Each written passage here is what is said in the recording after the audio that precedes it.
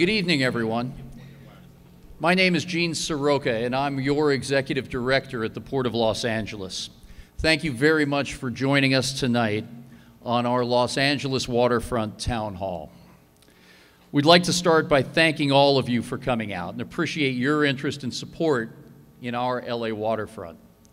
We have prepared a comprehensive program this evening, highlighting many of our partners to provide specific understanding of everything the Port of Los Angeles is doing to increase economic activity and investment in our LA waterfront and our neighboring communities. If you have any questions this evening regarding any topic covered, please fill out a question card. We have cards in the lobby, and we also have POLA staff around the theater with cards if you need. Augie Bezmalinovich and Cecilia Marino, can you raise your hands, please? You see Cecilia on the right-hand side of the auditorium, and Augie will be on the left, passing out any question cards that you may have. Augie is right down here now, the front of the stage area. And Cecilia is up back just a little bit wearing a red polo shirt. And thank you both for your effort here this evening. To start the evening, I would like our councilman, Joe Buscaino from Los Angeles 15th District, to come up and have a few opening remarks. Joe? Thank you, Gene. It's good to be here tonight as we gather to learn details about our ever-developing waterfront. Let's all be reminded that the redevelopment of the waterfront has been ongoing now the past 14 years. Since the opening of the cruise ship promenade in 2004, the port has invested over $600 million into the communities from Wilmington to San Pedro. The cruise ship promenade was the first piece of what will become the public promenade along the LA waterfront. In 2006, the port developed the Harbor Boulevard Parkway Promenade, adding to the accessibility of our waterfront. In 2010, the port converted the tank farm at 22nd Street in San Pedro into a beautiful 19-acre park. In 2011, the port invested over $70 million creating a 30-acre park in Wilmington and completed the $125 million Cabrillo Marina Phase 2, adding 700 boat slips and over a mile of new promenade space. In 2012, the port completed the Harry Bridges Boulevard, welcomed Crafted and the Battleship Iowa to the waterfront, and modernized the Catalina Express Terminal. In 2014, the port completed the redevelopment of the Wilmington Marina Parkway and the downtown harbor, which is adjacent to the LA Maritime Museum, adding even more pedestrian promenade space to our quickly improving waterfront. And in 2016, we celebrated the grand opening of one of Southern California's most popular breweries, Brewery West. When I ran for office in 2011, I ran with the promise to redevelop our aging Ports of Call Village. Tonight, we are all here to see not only the completed designs for our new waterfront in San Pedro, but also for our new $80 million Wilmington waterfront. Redevelopment of our waterfront has always been most important to me because I know that it's going to act as a catalyst, and it already has, creating opportunities to support our existing businesses, creating opportunities for new businesses and new investment, opportunities for much-needed housing across all income levels, and opportunities to support innovation centers, which will create jobs and solutions necessary for the future of our city and our planet. Redevelopment of our waterfront is already having a domino effect. Take note, a 375-unit modern apartment building is going up in downtown San Pedro. Several downtown properties, including the Harbor View House, are in escrow and will soon serve new purposes. Rancho San Pedro is well underway toward being redeveloped with more housing for all income levels. New businesses are moving into Avalon Boulevard, and the Wilmington Art Walk continues to thrive. And AltaSea is growing and attracting a lot of support of notable tenants, most recently the Lacrette's Blue Economy Incubator. And if you read the newspaper today, SpaceX is exploring the idea of expanding its footprint at the Port of Los Angeles. Now, can you imagine a port that once built marine ships now may be building spaceships. Yes, I'm fired up over that. And by 2020, we will see our current business space expand and thrive as our new waterfront attracts new residents and new customers, creating a new walkable community in downtown San Pedro linked seamlessly with our new waterfront. A truly walkable community encourages destination walking, not just pedestrian or recreational walking. This means that a wide range of services must be accessible on foot. This requires certain density through a diversified choice of housing and mixed-use development. This density is also required to make local businesses viable and for a community to support public transit options, allowing pedestrians to connect to places outside their communities. And this is why we're all looking to add as much diversified choices of housing and mixed-use development as we plan the redevelopment of Rancho San Pedro. As early as 2020, our waterfront will be home to a continuous promenade from the Vincent Thomas Bridge all the way to Cabrillo Beach, with plenty of sights, sounds, bikes, pedestrians, shops, restaurants, entertainment, and other attractions along the way. No longer will we have to go elsewhere to spend our money. Take a look around you. If you look at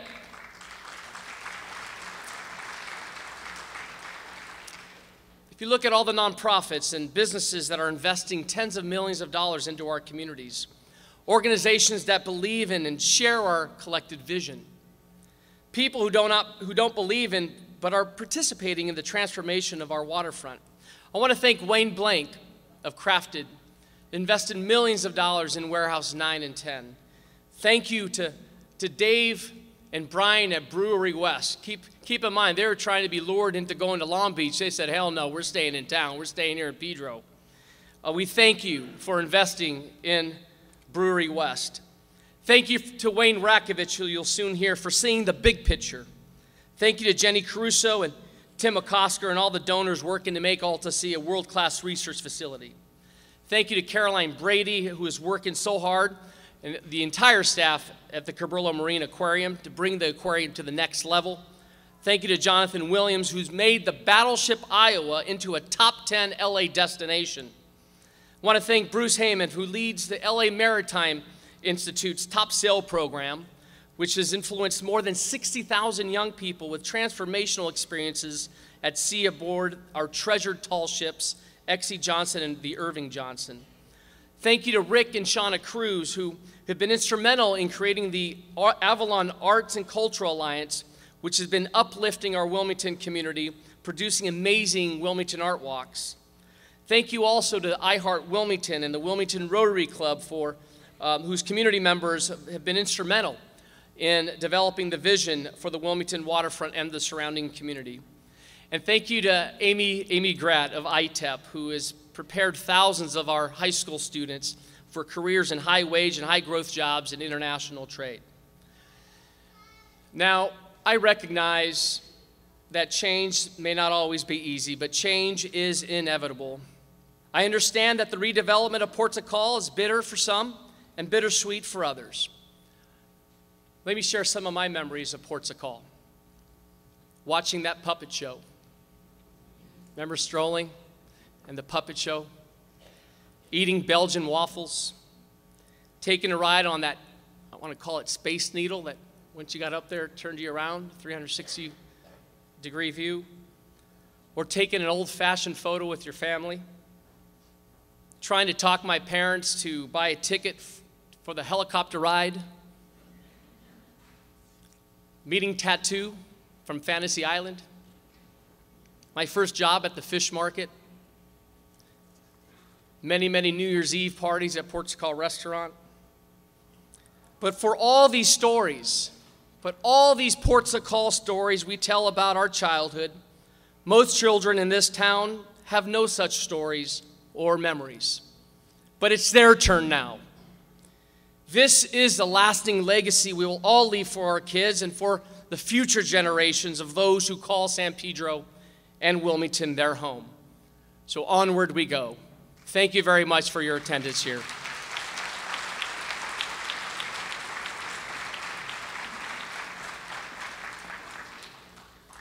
Thank you, Councilman, for your enduring support of all the work that we're doing on the waterfront and in this great port. We appreciate it. Thank you. Before I continue, I also want to recognize some very important people here this evening. From Congresswoman Nanette Berrigan's office, Morgan Roth, Deputy District Director. From Patrick O'Donnell's office, Assembly Member from Long Beach, Sarah Patterson. And from Los Angeles County Supervisor, 4th District Janice Hahn's office, Erica Velasquez and Matthew Johnson. And also from State Senator Steve Bradford's office, Brenda Baker. Thank you all for coming to support us here tonight and your ongoing support. We are also fortunate to have two of our harbor commissioners here with us this evening.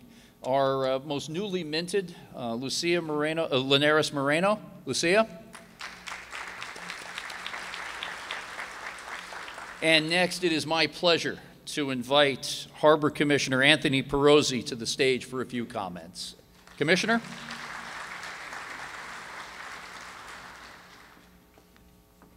You all look great tonight. This place is packed. Thank you all for coming tonight. Let's give yourself a round of applause. You know, tonight is a special night in our town's path to the future. The councilman talked about it. I was thinking back to 2009 when I first spoke to the Board of Harbor Commissioners, along with 500 other locals. Many of you were probably at that meeting back in 2009 to support the passing of the Waterfront Environmental Impact Report. The approval back then by the Harbor Commission set in motion numerous waterfront development projects and led us to this day. The councilman talked about many of them, and you'll see some tonight. It is one of the greatest nights in the history of our town because we all stood united and optimistic for a better future that we so deserve. I now stand here today as a harbor commissioner with my commission colleagues, continuing what was started in 2009 and what we committed to when we were sworn in to serve, and that is to redevelop the San Pedro and Wilmington waterfronts. Tonight, you will learn about the future of our whole waterfront, not just in San Pedro, but also Wilmington as well. You will gain knowledge into what projects have been completed, the number of jobs that have been relocated to our waterfront, and the excitement of what is coming. Tonight is truly about the future, and not just our future, but the future of the next generation, our children, and their children too. Today we are America's #1 port, importing and exporting cargo. That is the catalyst to our national economy. We are at the forefront of port security, maritime technology, environmental stewardship, and workforce development. And we continue to invest in our infrastructure for the maritime industry of the future. We continue to stretch the imagination and knowledge of our harbor area children like never before through our educational efforts, from port-sponsored STEM events to the hands-on learning and experience gained through organizations such as the Cabrillo Marine Aquarium, LAMI, ITEP, and the USS Iowa, all of which you're going to hear from tonight. We are also evolving into two areas that some only imagined, and many are now steering into reality. First is the research and development of deep oceans via AltaSea. Over 90% of the ocean has yet to be explored, and the team at AltaSea is building a cutting-edge campus on City Dock 1. That will turn to the ocean for solutions for global climate change, energy supply, and food security. The second is the processing of SpaceX rockets on 22nd Street. After the Falcon 9 rocket returns to the Earth's atmosphere, lands on the barge in the Pacific after a successful launch from Vandenberg. For many of you, you think this is my job. My job is, I've been in aerospace for 28 years, building and launching satellites all over the world.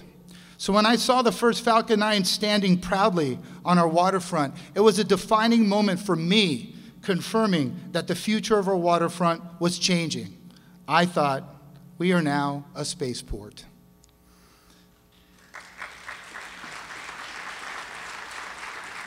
What does this mean for our community? Unparalleled educational opportunities for our children, an entire new sector of innovative jobs for the adults. This is a port that will be the global leader in innovation, and creating 21st century jobs. You only have to look to AltaSea and SpaceX to see how bright our future will be. Together, we are creating a town for the future, and the future is our children. It is where they will work, live, and play. Tonight is about the future, and it has never been brighter at the Port of Los Angeles, San Pedro, and Wilmington. I look forward to sharing this evening with you, so enjoy, engage, and get excited for our future. Thank you very much.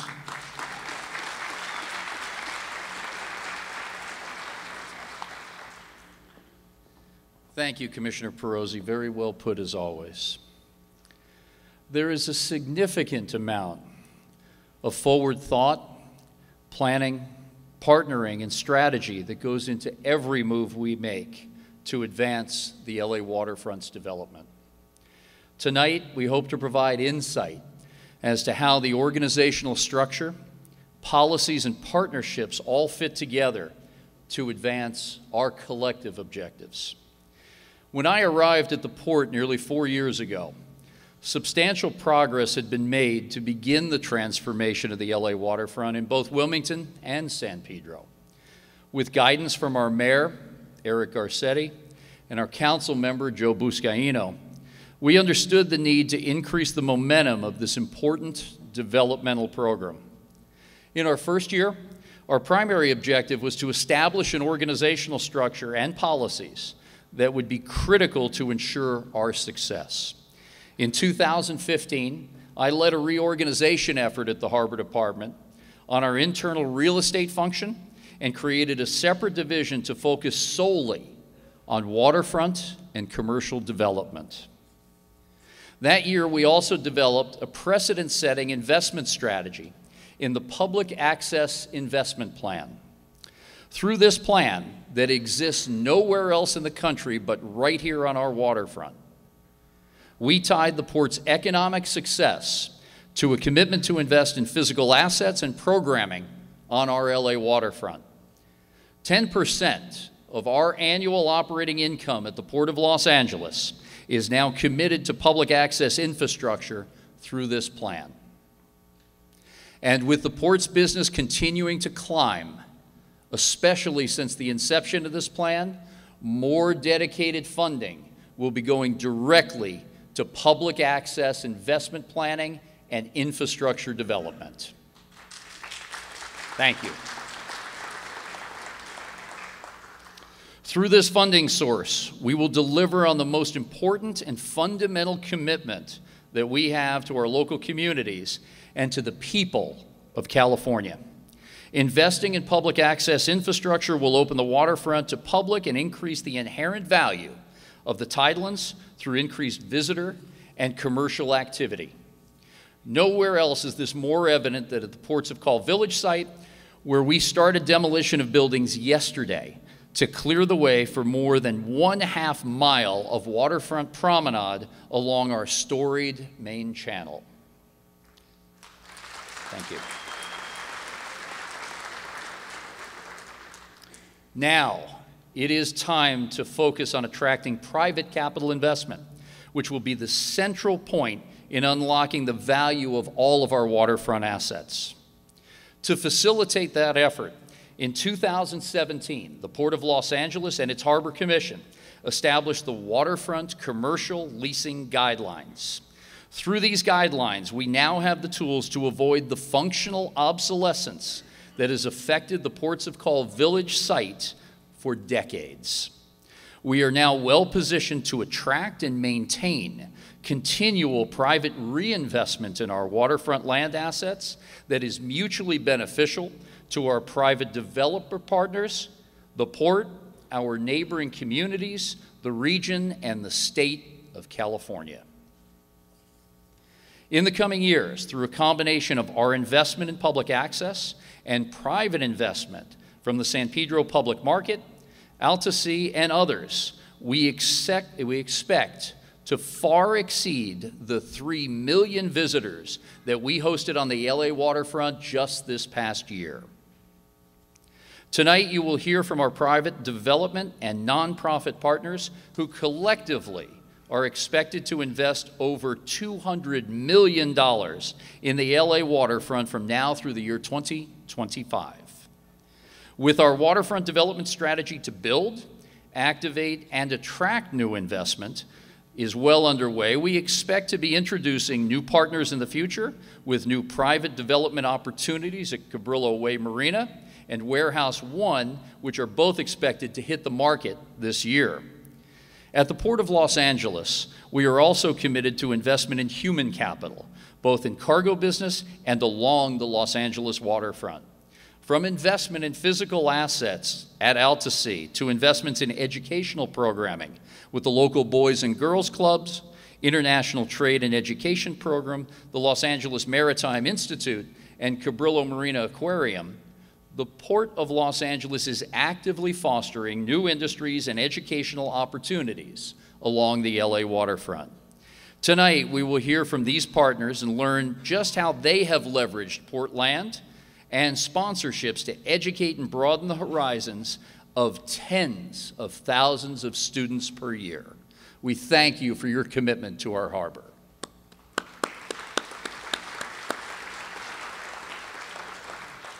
I hope with these few words that I have set the table for what you should expect to experience this evening. Let's start the night with a short video that highlights the partners that we have here with us tonight and how the port's strategy to build, activate, and attract private investors is working towards the advancement of our LA waterfront. Roll the tape, please.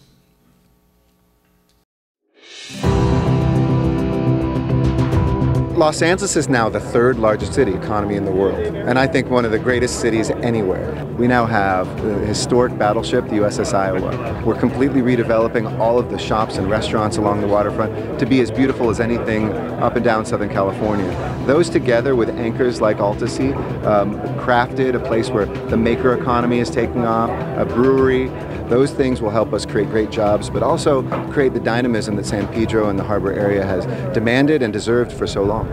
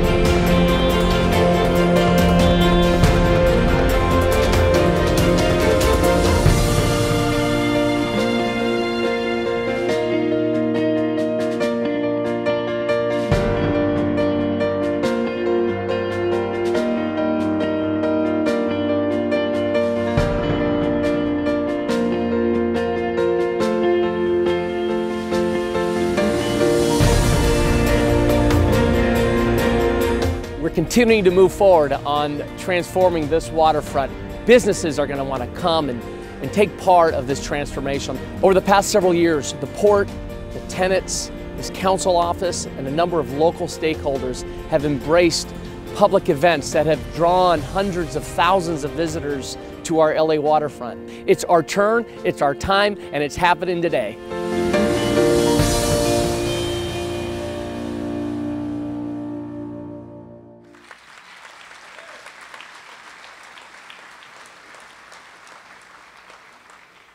As you can see, we are quite fortunate in assembling the amount of partners with the quality, the leadership skills, and the belief in our LA waterfront that we have done so far. Truly magnificent. One of our biggest partners will lead off the discussion this evening with a much anticipated update on the San Pedro Public Market. I'd like to introduce you all to a dear friend of Los Angeles and this harbor area, Mr. Wayne Radkovich. Wayne.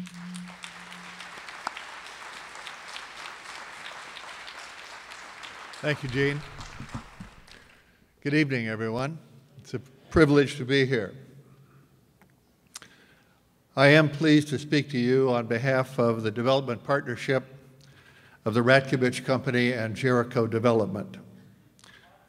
The Radkovich Company is a real estate developer with a 40-year history in the city of Los Angeles. Its list of projects contains 17 historic landmarks, including the Oviatt Fine Arts Buildings, the Wiltern Theater, the Hughes Aircraft Company headquarters in Playa Vista.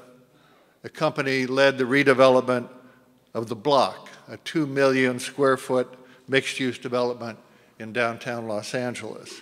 Jericho is a San Pedro-based real estate development company established in 1984.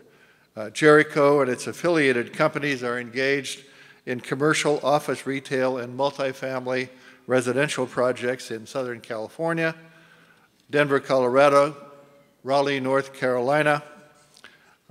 Their current development activities are focused in downtown San Pedro and the LA waterfront. This is our third presentation to you in this historic theater. We're grateful for your attendance, for your support, and for your suggestions.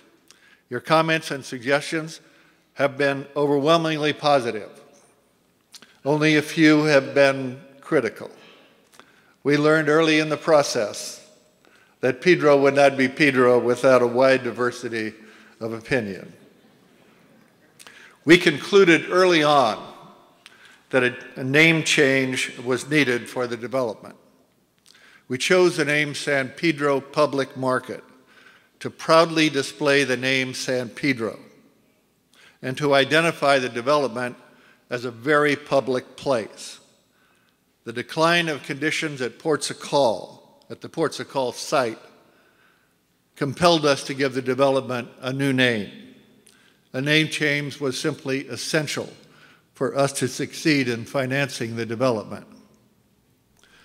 It was clear to us when we responded to the port's request for qualifications that a successful redevelopment of the Ports of Call site would stimulate a revitalization of LA's signature waterfront, and importantly, the community of San Pedro itself. We were not satisfied with the initial plan we formulated. We didn't think it measured up to the important challenge we faced. We decided to expand our search for a design team that could help us successfully lead an historic change on the LA waterfront. We interviewed 6 well-qualified teams and selected an extraordinarily talented group led by architect Rapp Studios that includes Adamson Associates as executive architect, landscape architect and urban designer James Corner Field Operations, and engineers KPFF, Arc Engineering, and Nabi Youssef Associates. Rapp Studios was named one of the world's most innovative companies by Fast Magazine for its work on clients such as Dropbox, The Honest Company, General Electric, and North Face, among many others. James Corner Field Operations has a remarkable list of achievements, including New York's High Line, an abandoned rail line that is now one of the city's great parks, Chicago's Navy Pier, Philadelphia's Navy Yard, Seattle's Elliott Bay, the Presidio in San Francisco, and riverfront projects in Newark and Detroit are among field operations' current waterfront endeavors. In a few minutes, Richard Kennedy of James Corner Field Operations will present our plan to you. It is a magnificent and inspiring plan, and one that we intend to proudly implement. Before I turn the microphone over to Richard, there are a few things that I'd want to share with you. First, you all know the Port of Los Angeles as an extraordinarily successful and economically powerful operation that continues to grow under the leadership of General Manager Gene Seroka and its Board of Commissioners. The Port has made a major commitment to the realization of the LA waterfront, a commitment that's very visible by the work now in progress and by the video you just saw. None of us would be here tonight without the Port's support. I encourage you to remember that this all started with a master plan that was developed over countless hours of community meetings and workshops and achieved widespread community support. The planning process involved a full environmental impact report that was approved and published in 2009. Following the publishing of the EIR, a request for qualifications was issued, and we were selected as the developers. The Port's work is now well underway and is scheduled to be completed by August 1st of 2019. The Port will then hand the site to us to immediately begin construction of the San Pedro Public Market. The grand opening of the market is projected to occur on January 1st of 2021. Many of you have memories and fond ties to the red cars that once served this community. We share those memories and have incorporated the possibility of including the red car service to the San Pedro Public Market. You'll see that in the plan.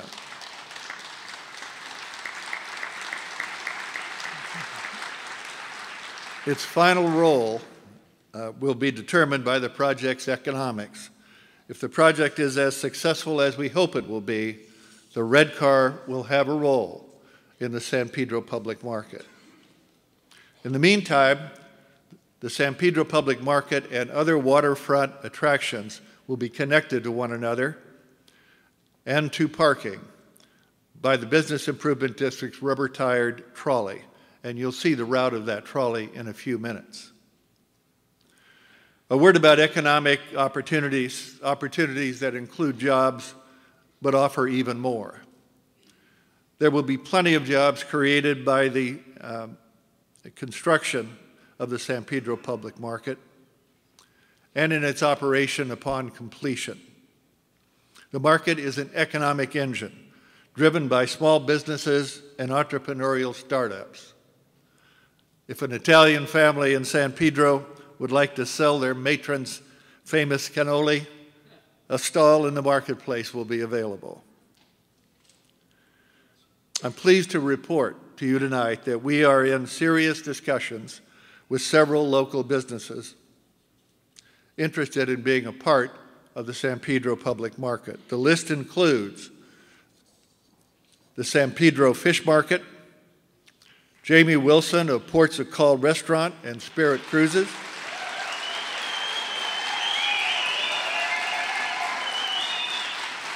I knew that would get a reaction. J. Trini Ristorante, Pappy's Restaurant, Harbor Breeze Cruises, and sirens. Discussions are underway with the San Pedro Sports Walk to have it continue along the new promenade.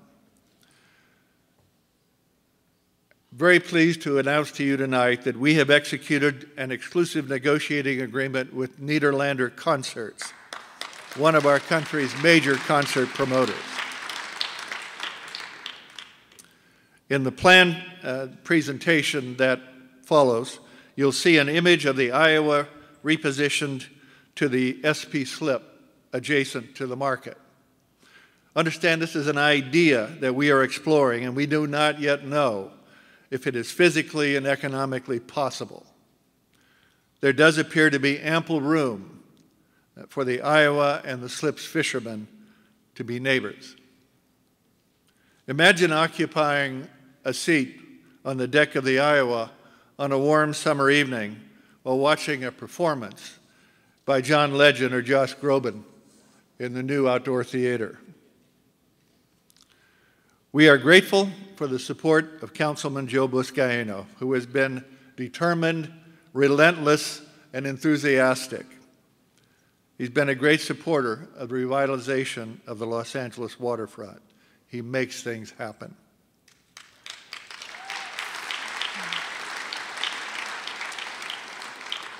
I close by sharing with you what guides our work and the work of our design and engineering team.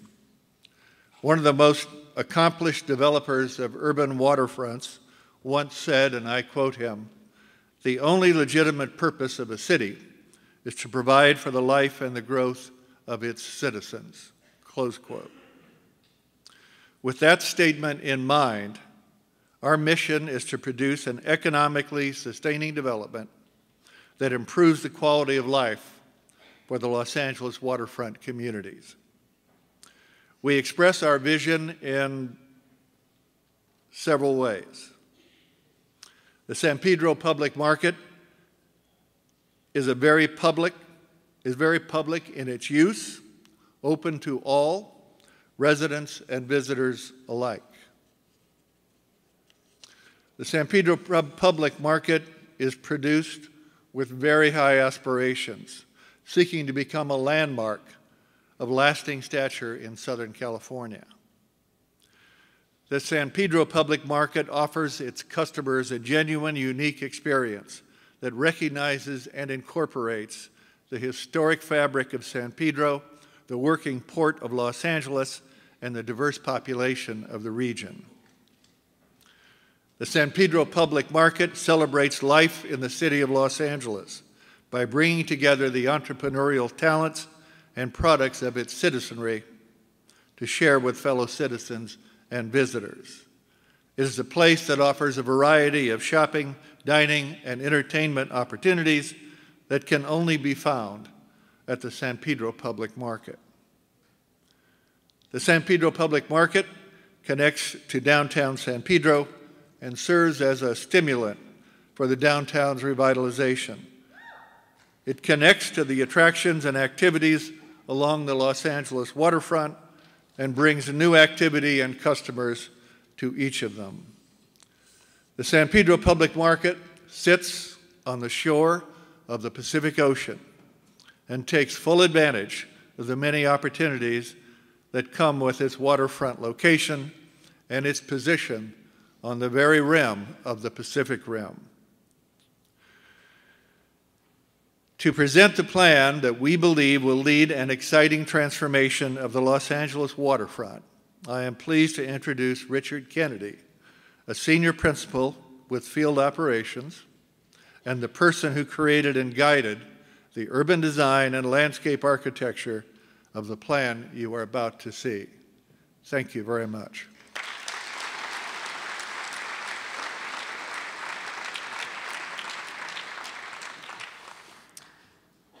Well, hello, and thank you to Wayne and the Rakovich Group and the Jericho Group, as well as thank you to the Port, the Councilman, Commissioner, for the opportunity to be here to share with you the vision for the San Pedro Public Market. I came here energized to share the work that we've been doing and the evolution of the plan, but being up here and seeing all the enthusiasm in the room and seeing all the work that the port is doing in its evolution back into the fabric of San Pedro is just exhilarating and all the more energizing and exciting. We are, and my firm, James Corner Field Operations, we're landscape architects. And we work in challenging projects around the country and around the world. But in all of them, we want to make sure we get them right. We want to make sure that they exist in those places and they amplify and create special places specific to that place, that point in time. And we want to make sure we're getting it right here in San Pedro. And that starts with making sure that the new public market site is connected to the whole. It's connected to the larger port landscape and waterfront, this long promenade that others have spoken to, that ultimately you can stroll from one end to the other along a great new and public waterfront. At the same time, you can walk from downtown San Pedro out to the water's edge, that now the port is an extension of the downtown, an extension of the city. And you can see in this diagram the potential alignment of the red car trolley line and making sure that those connections exist and are possible. We do see the public market as another address and important destination within the community.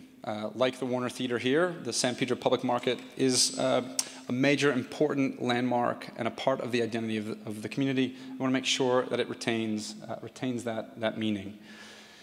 We also want to make sure that it adds new life. It brings in new qualities, new attractions, and a new vitality. We want to make sure that the project is alive, that it is authentic to the place, that it feels as if it belongs, and that it resonates with what's there today, and resonates with the port as a place. And so we're trying to make sure that anything new here has a character that feels as if it fits. So while it is new marketplace and new waterfront parks and promenades, we want to make sure that the character feels as if it fits within the port landscape and a working waterfront. So things are a little more tough or a little more rough, but still very poetic, comfortable, humane, and beautiful. The overall design concept started with this notion of the port reintroducing itself back into the community. So we had this idea that the port, as a very organized, machinic, well-curated place, as it comes back into the public sphere, might it be more loose and a little more playful? And what if we think about the parts of the port just being a little messed up, a little rearranged? So we have this notion of things that are organized, whether this is restaurants or cafes or park elements, and then we mix them up and rearrange them to create more surprising sets of circumstances and experiences. And so the result is trying to create a very playful organization of parts. This playful organization might also allow for different views and vantages. This experience of being out on the public market site, being out on the waterfront of the port of Los Angeles and San Pedro's waterfront, and being able to see the surrounds, the bridge, the big container ships coming through, looming large, SpaceX operation. These are great frontages that are really dramatic and one of a kind and can only be experienced here, and we want to leverage that.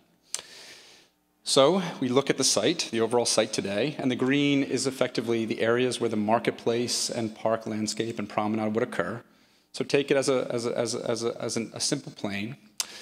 We then organize things, call them furniture, pathways, promenades, and then we mix them up and see what we can kind of create. And then on top of that comes the cafes and markets and fish market program and the retail shops that sit on top of this more playful new public landscape. So what does that mean? Some of these elements that are rearranged are plazas, and those plazas are fit with furnishing, large-scale seating elements where a lot of people can come together and be out on the waterfront. Some of those areas are tucked into planting so that there's now a green landscape, that these places to picnic and lunch and enjoy the view are set within a green landscape. These green landscapes are evocative of, in some sense, the native landscapes of the waterfront, the bluff escarpments with the scrub and chaparral landscape. But we also see meadows, more horticulturally rich gardens, and of course, flexible lawn spaces for play and activities. And that's all happening now on an open, continuous, and fully unobstructed promenade that runs more than a half a mile long from the town square to the end of the site, fully unobstructed, the waterfront and all the activity of the harbor on one side, and the new public market and park landscape on the other. Along the promenade, we want to make sure that it's furnished, that there's places to sit under the shade, lots of seating along the edge of the water. That's where you want to be, is out on the edge, out with the horizon in front of you. We want to make sure it's social, comfortable, and attractive, but also a little more dramatic and theatrical. And so where we can, we stick out over the water, create these little cantilevers that point out to the horizon, some of those view orientations. So as you're walking along the promenade, you can step aside and you get oriented towards the things on the horizon, whether it's the bridge or a container ship, or again, other landmarks on the waterfront. So I'm going to walk you through a few of the spaces of the waterfront, from Town Square down to the southern tip. We start at Town Square, which is the northern end of the project, an extension of 6th Street here in San Pedro. You can see on the far left-hand side of the view here is the Maritime Museum. Now the space is fully opened up with views out to the waterfront. So fully public, fully accessible, and now the beginning of the promenade journey to the public market. Along the way, we have a series of furnishing elements set within this green landscape. Here we have these porch swings, so you can casually sit, rock in a very casual way, and look out at the bridge, or look out at the continual boat activity passing along the horizon. The market itself is designed to be very diverse, to have lots of addresses for different kinds of vendors, different kinds of marketplace, different kinds of food offerings, different kinds of shops. But it's also meant to evoke this industrial legacy, industrial history. We want to make sure the building feels as if it fits within a port and working landscape. So it has two scales. On the one hand, it has an industrial shed-type feel. On the other hand, it has a very fine-grained pedestrian scale, which you can see here, the kind of metalwork of the big sheds and the wood grain of the small retail areas. It's also designed to be very porous, so there's gaps and openings, so that if you're parking here and you're coming straight to the waterfront, you can pass through the building and then come out to the waterfront and be on the promenade. And to make sure it's open and glazed so you can actually see what's happening inside, and there's plenty of light within the spaces of the marketplace. So these various sheds are these addresses for the big food market program, the fish market, small vendors, pop-up stores, lots of diversity, lots of addresses for this kind of activity. Of course, maintaining this idea of being able to eat out, eat lunch, eat your fish, eat fries, have a drink out on the waterfront, again, with remarkable surroundings. We also have this notion of informal retail in the form of pop-ups and small containers. So there's the fixed addresses in the marketplace, but there's also these smaller pop-ups that can keep a diversity of vendors, some local, some startup, some just inspired and curious elements that could pop up over time and activate the spaces. The retail, I was saying there's lots of different frontages and addresses. This is for shops, local vendors, regional vendors, some more artisanal vendors that just expand the entrepreneurial qualities of San Pedro out onto the water's edge, and just to make sure there's a diversity of offerings.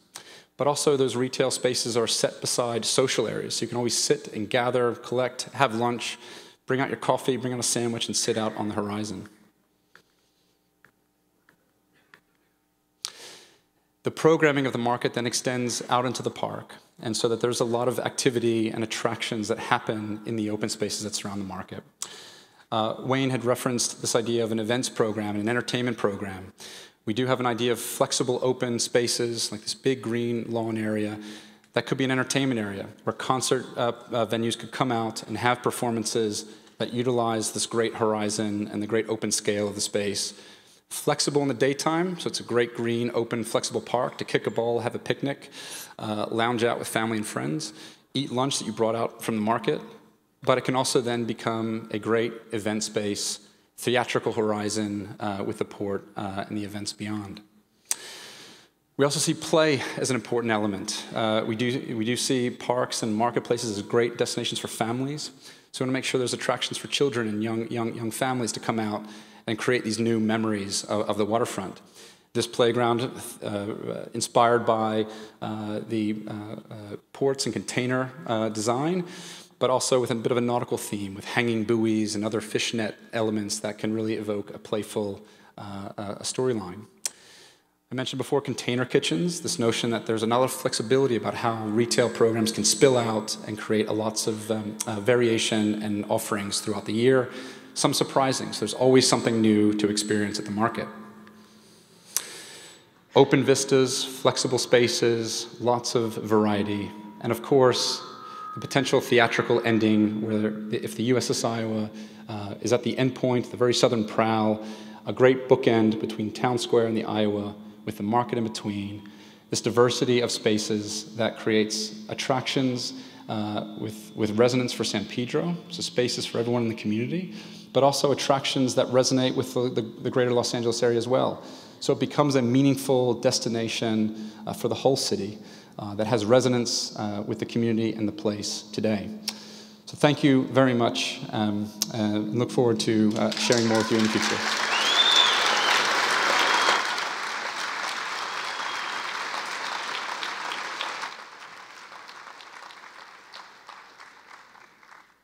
Wayne and Richard, thank you very much.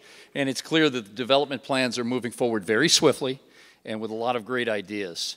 Demolition is happening right now, and for those of you who drove back and forth yesterday afternoon and during the day today and saw on social media a lot of the activity through both video and film, you've seen the immediate work that the Harbor Department has begun to undertake. And it has been a long road to get to this point. Some have told me it's been more than a generation to see what we're seeing right now. And that's the commitment that I think we all deliver to this community of building for a better future. And when the project is completed, there will be hundreds of jobs, and there will be hundreds of jobs to build upon the hundreds that exist today. More on that in a little bit down line. We have exciting things happening in Wilmington as well, and that's been part of our Harbor Commission's direction to port staff. And what we have been used as guiding principles to go forward. Equity and balance on both ends of LA's waterfront.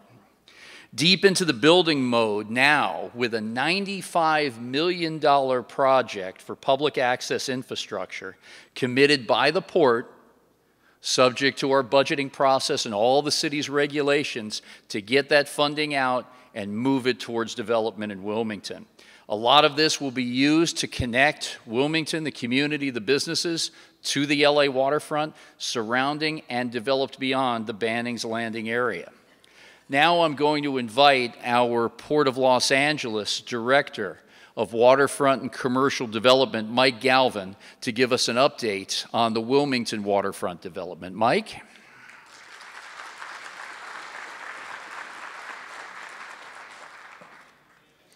Thank you for the nice introduction. We are really excited tonight to talk about Wilmington and all the important developments that are going on there. Like Gene mentioned, it's really important that we have balance here at the Port of Los Angeles, and we are heavily into the build phase in the Wilmington waterfront development, trying to advance economic activity along the Wilmington waterfront and really reconnect Avalon Boulevard to the historic waterfront in Wilmington. Our visitor serving strategy is clear throughout the waterfront. As we mentioned before, we are building infrastructure, we're activating the waterfront through programming and events, and then we are bringing in private investors. And right now we are deep into the build mode in Wilmington, scheduled to spend over $90 million in the next 5 years to connect the Wilmington Waterfront Park with commercial areas along Avalon, down into the Wilmington waterfront, and through an access bridge that will be an iconic bridge that will light up the Wilmington waterfront.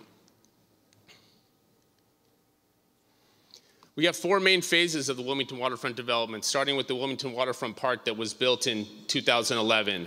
The waterfront park is well used by the local residents, but we really need to take Wilmington development to the next level and really create that attraction for private developers by increasing activity and connecting everything down to the water's edge where the anchor is. That's what we're working on right now in the Wilmington Waterfront Promenade project.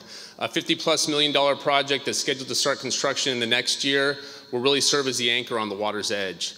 That will be connected up through the Avalon Boulevard corridor by the Avalon Promenade and Gateway project, an important connection project that will also provide commercial opportunities along the important Harry Bridges and Avalon corridor. Lastly, that will connect into commercial development opportunities that are in between the existing park and Avalon Broad Street. The Port has a variety of ownership in that area. It's about half public owned, half private owned, and Port is looking for different opportunities to really unlock the value in that area once we put in this public access infrastructure. Wilmington Waterfront Promenade, scheduled to start next year. $52.7 million the Port is investing to reconnect the community of Wilmington down to the waterfront. This will serve as an anchor, including many amenities, a 4-acre event park, areas for families to come out and interface directly with the water and over the water on a picnic pier, children's play areas, a permanent home for the Wilmington Youth Sailing Center, which is a program the Port of Los Angeles has been working on for 10 years now. Finally found a wonderful location for that to really center around this new development in Wilmington. Open space and promenade adjacent to Banning's Landing, really available for unlocking the value of Banning's Landing, a location that can really be taken to the next level with that opportunity to bring more events and more open space next to the amazing convention center that we have there. These are some images reflecting the picnic pier looking back into the overall development. You can see the 4-acre park up there on the elevated ledge, where we will hopefully activate it with concerts and events.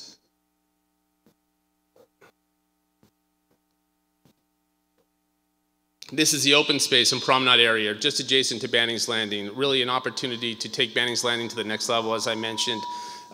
Currently today, Banning's Landing does decent business, but can do much better business if it had outdoor space that connected and allowed it to bring in larger crowds and larger events. The next important piece of the Wilmington Waterfront Promenade connection really is the Avalon Promenade and Gateway project, a $41.2 million project. When combined with pedestrian access that we'll be building on Harry Bridges, the importance here is really connecting the bookends. I'll talk more about that as we talk about the private development strategy in Wilmington, but we need that connection, that pedestrian access down from Avalon, showing a gateway through all the way to the water's edge. And we're doing that with iconic elements of this development, including an arc bridge that will actually light up at night and serve as a beacon down to the water's edge. You can see next to the arch bridge there is a viewing platform that comes up directly from Avalon, showing that straight cross shot right into the waterfront from the Avalon Boulevard corridor, really intended to engage commercial activity back down to the waterfront, connected back up the Avalon corridor. And the gateway structural component, a sundial that will light up at night as well and serve as a beacon to draw people down into the open space that will be created there and down into the water's edge. All important portions of the project. This project has recently gone through a lengthy vetting process through community outreach. There were several community meetings over the course of the last year where the designer was brought in. Community really provided input on different alternatives for different components of the project, and the end of the day really ended up with an overall design that met the needs of the community and meets the needs of future commercial activity in the area. So we're really excited about that opportunity coming forward. We're in the process of activating these sites, mainly the park right now, with events and activities. We have snow activity in the wintertime in Wilmington. We have a variety of other events there that happen throughout the year as well in the park. It is well used. On top of that, in the last couple of years, we have activated the waterfront with the Wilmington Youth Sailing Center, starting their operations and starting their operational relationship with the Port of Los Angeles, bringing down kids from the local community onto the waterfront in Wilmington and really starting that operation. We will see, as part of the Wilmington Waterfront Project, a permanent location for the Wilmington Youth Sailing Center that will provide the leverage they need to really take their program to the next level.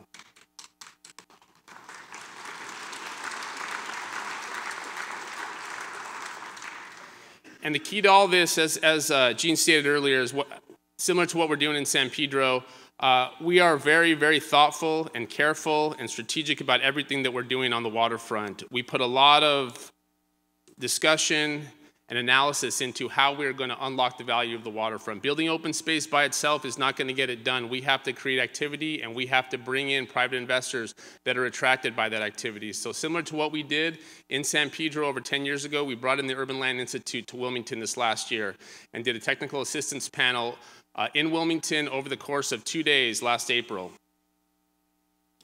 Key findings that came out of this technical assistant panel where the importance of linking the Avalon corridor up to significant traffic arteries into Wilmington. So that's Anaheim and PCH, the importance of drawing traffic down into the waterfront to make it a regional draw and a draw that the residents could go to and could activate themselves during the week. So the important nodes here, looking at the Harry Bridges corner and the waterfront project itself, and really tying people into those locations through economic activity at the corner of Harry Bridges. And the ideas that we looked at there are really looking towards workforce training.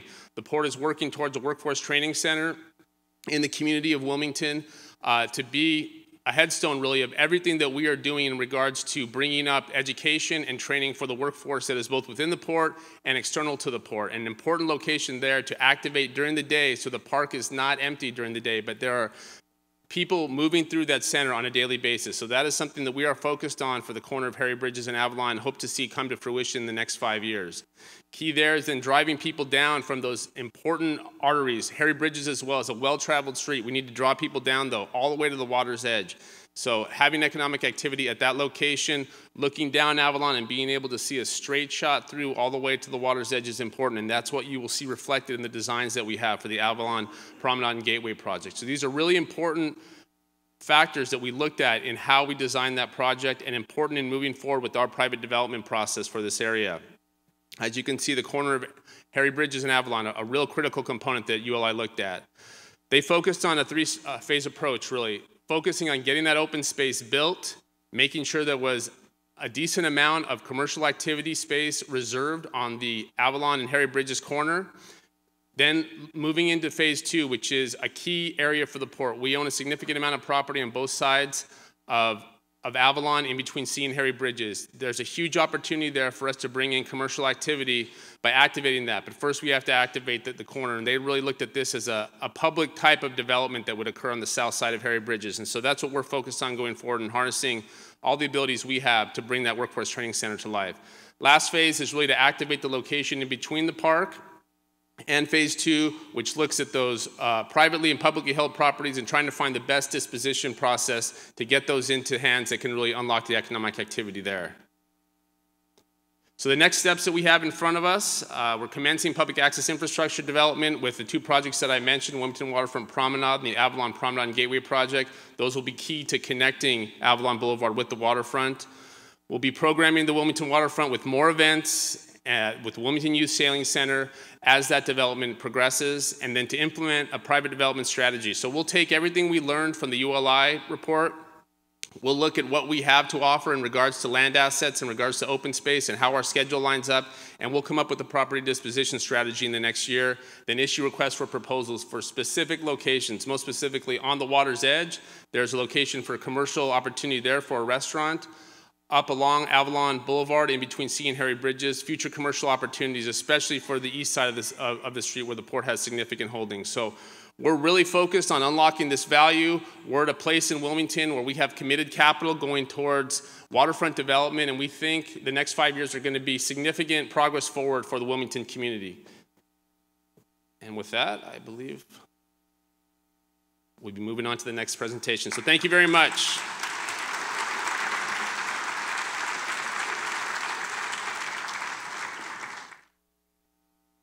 Thanks, Mike. It sure does look like there's a lot of economic development opportunity in Wilmington coming up now and into the future. And we're going to keep it rolling. That's been the direction from the Harbor Commission, and that's been the voice of the Wilmington community.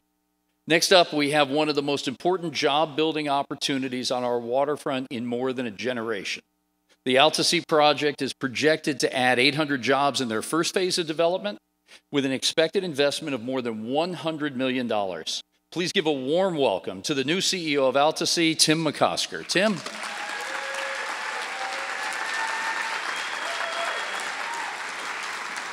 And thank you very much for everyone for being here.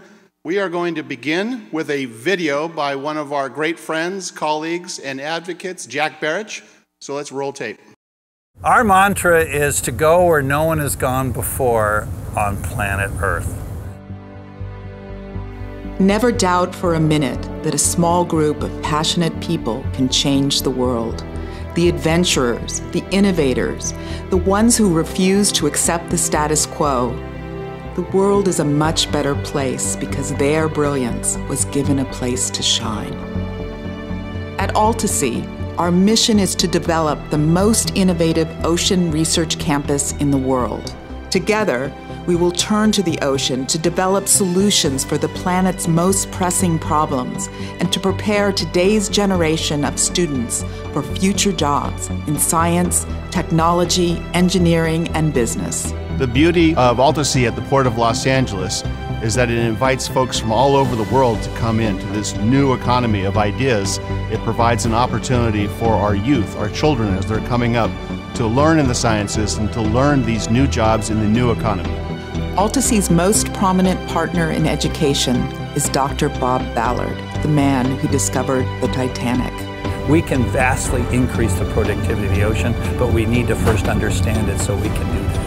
What happens when you have 100, 200 PhDs doing research, naturally businesses grow out of that. And what's going to happen in this incubator is they'll be taking the ideas that come from the educational part and turning them into businesses. AltaSea is part of our vision to make sure that not just here in San Pedro and Wilmington along the coast there's jobs, but that LA is the capital of innovation when it comes to our oceans, innovation when it comes to our seas, innovation when it comes to science. This is a place where already in the port we've got rockets that we're bringing in from SpaceX. This is a place where we already have undersea exploration, creating those jobs and creating those solutions to the challenges we face. I think right here in Los Angeles, which has always been known for innovation, that building a space at AltaSea is going to help be a catalyst to create an innovation district where you're going to bring great minds together from the scientific community, from the business community, and people from the educational institutes to all be able to work together on a daily basis, turn these ideas into businesses and jobs. In the last century, our greatest discoveries were in space. And those discoveries in space resulted in a booming aerospace economy here in the Southern California region.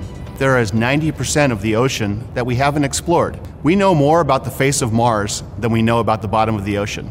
A place like AltaSea is going to encourage discovery in the ocean and bring about the next great boom in our economy, which we call the blue economy. The initial two clusters that AltaSea is going to be working on is blue technology and sustainable aquaculture. Blue technology is basically underwater robotics. And underwater robotics are now being used for a myriad of purposes. Certainly basic exploration, like going and looking under the Arctic sea ice and down into the deep sea trenches. So much of our ocean is unexplored. The second cluster is sustainable aquaculture. Aquaculture is a really great opportunity to enhance food security for the United States and also for us to learn how we can grow protein for the world sustainably. San Pedro has historically been the center of the tuna fishing industry, where our parents caught and canned tuna. And in the future, this is going to be the richest area in the country for aquaculture, where we're going to be growing sustainable foods. And it's going to create jobs, and it's also going to create food security for the future. AltaSea does it across the board. Good jobs, something good for our environment, and a way to create prosperity in a town that's had it for many generations and needs to create it for the next. AltaSea is going to be our Google here in the harbor area. We need to be the next tech hub in the city of Los Angeles. Those knowledge-based jobs are so critical. You know, for an architect, I've been with Gensler for 36 years. We've worked on projects around the globe, but I could tell you there's no more important project than this AltaSea project. It is a game changer. It's about the future of Los Angeles. It's about our children's children. The ocean is our final frontier. It is the place that we can now turn to help solve some of the greatest world's challenges, and AltaSea is going to be at the center of that.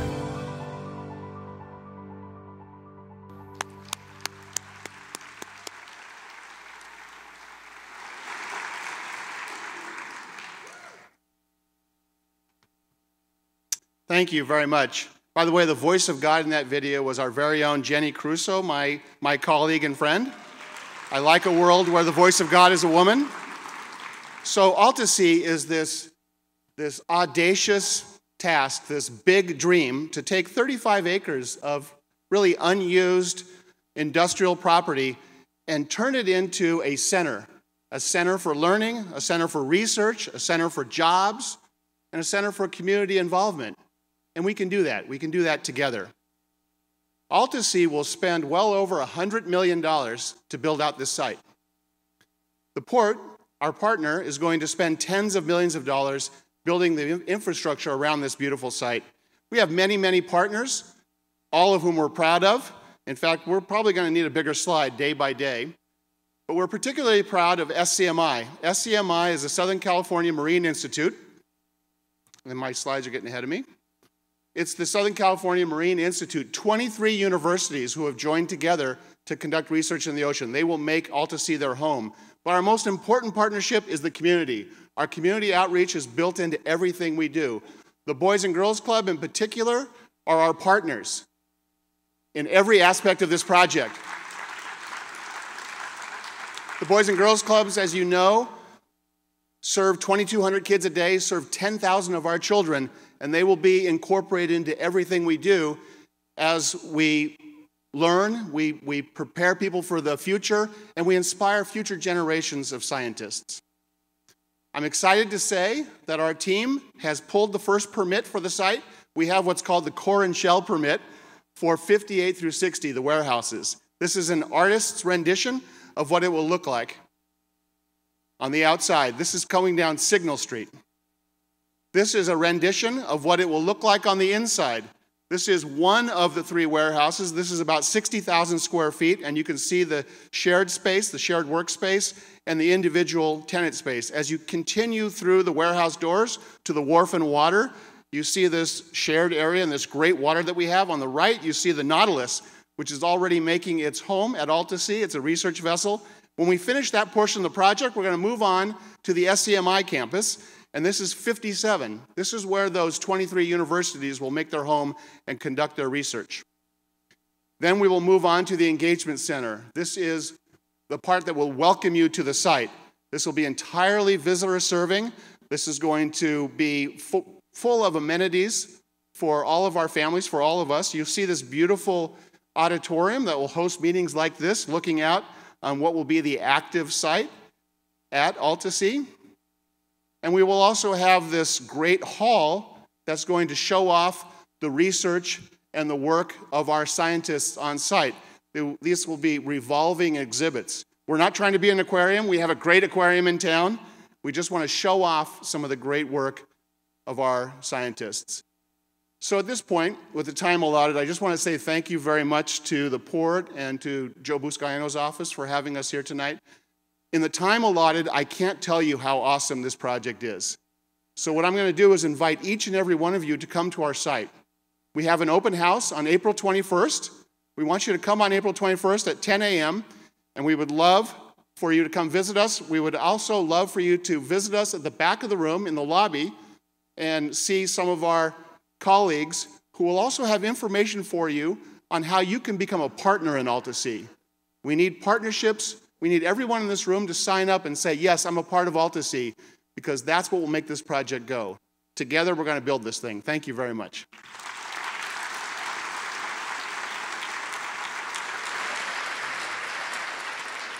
Hey, great job, and congratulations again, Tim. Thanks for spending a little bit of time with us tonight. AltaSea really is one-of-a-kind public-private partnership, and we thank you for all that you and your board are doing to help forward this. AltaSea is also going to be required to advance education, and that brings us to our next stanza. We're accomplishing this, and furthering the education of our youth in the harbor area and beyond is also one of our responsibilities. And the folks who really are the experts at this, the Boys and Girls Club of Los Angeles Harbor, the Los Angeles Maritime Institute, the Cabrillo Marine Aquarium, and the International Trade Education Programs nonprofit, also known as ITEP, are really the accelerators to all this great work with our children and our youth. I'd like to invite now Bruce Heyman, Carolyn Brady, and Amy Gratt to the stage to talk a little bit about their organizations and the great work that they're doing in our harbor community. Bruce? Thank you, Gene. Good evening. Los Angeles Maritime Institute believes that the future is our children. We exist for that one reason. We're here to take care of your children, your grandchildren, your nieces, your nephews, your daughter, your sisters, and your brothers. We believe that by using what we have here at the resources of the Port of Los Angeles on the waterfront, we can help them achieve a better outcome for their life. And that's what we work for. We were actually conceived on the waterfront back about 26 years ago. We're still on the waterfront, and we will continue to be on the waterfront. You can see the artist's drawing of where we will be when the build-out's complete. And you'll also see our Building G, which is our new community learning center and boat building center. I would like to thank everybody. There's not enough time to thank everybody, and we need to keep it moving. But in 2011, LAMI served 2,600 students. Because of your support and our partnership with the Port and many others, in the last fiscal year, we served 6,016 students. So thank you for that. Thank yourselves. So I would like to roll a video that was produced last year in commemoration of us completing our 25 years. And then I won't come back up afterwards, but I'd like to all invite you, if you haven't been on the deck of one of the tall ships, the official tall ships of the City of Los Angeles, come on down. Thank you very much.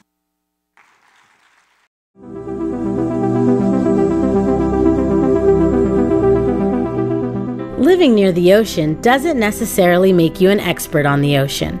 The Los Angeles Maritime Institute, also known as LAMI, hopes to change that for Los Angeles Harbor Area High School students by connecting them to the ocean and beyond through the LA waterfront.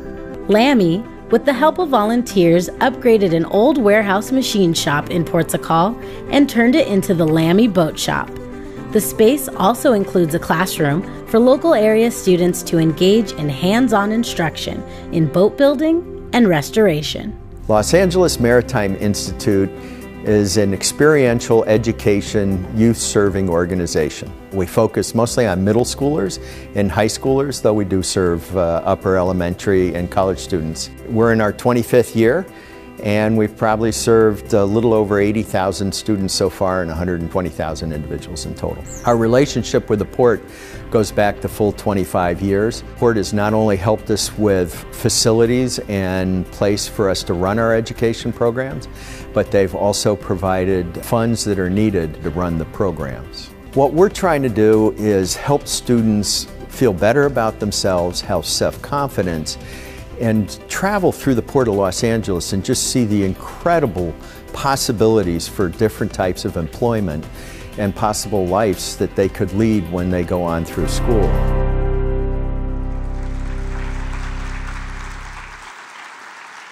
Good evening.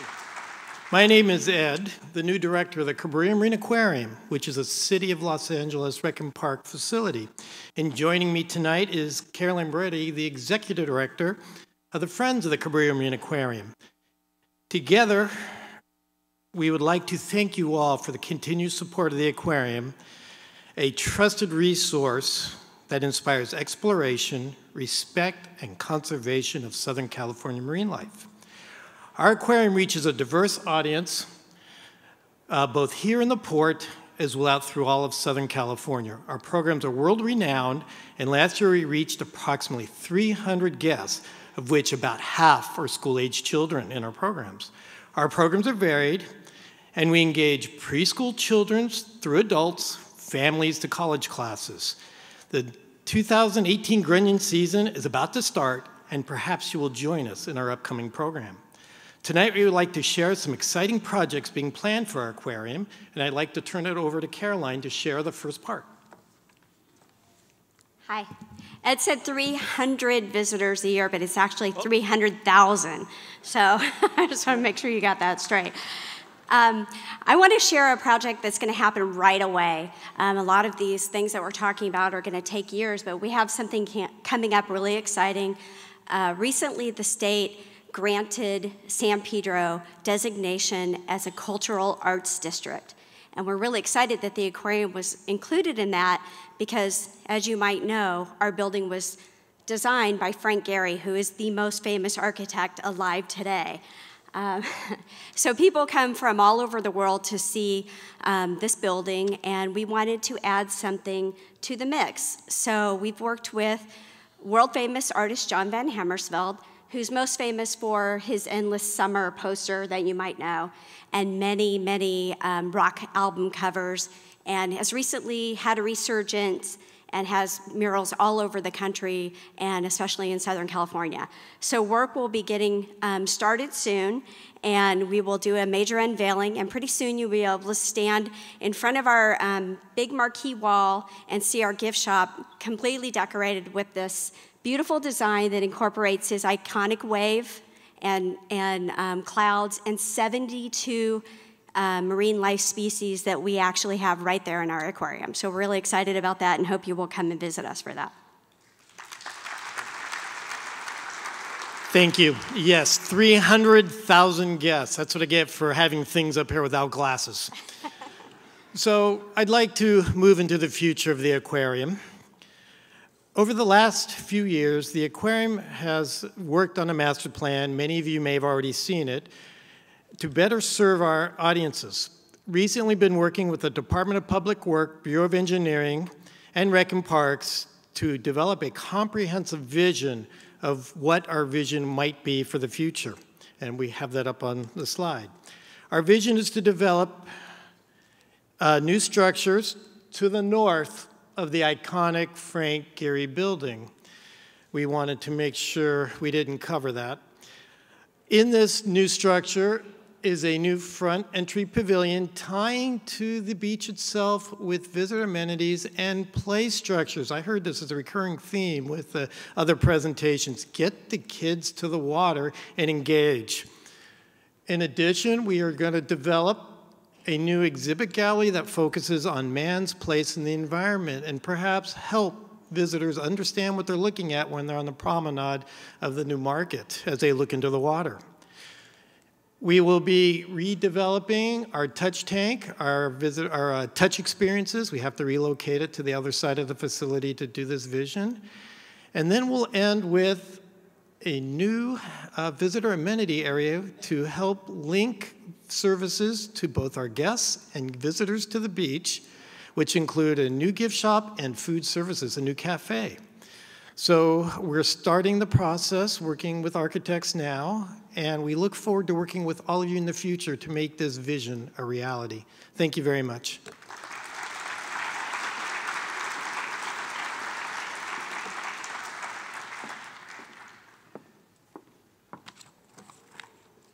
Wow, it's bright. Thank you so much to the Port of LA for inviting me to come and speak with you tonight. ITEP's partnership with the Port of Los Angeles goes all the way back to our founding 18 years ago, when a passionate group of port employees and harbor businesses came together under the leadership of Harbor Commissioner Carol Rowan. These volunteers wanted to make a positive impact in the community by bringing the resources of industry to help youth. They collaborated with the principal of Banning High School to offer a series of career-focused activities to support a brand new school within a school that would connect students to the world of international trade. The International Trade Academy at Banning High School was a huge success from the start.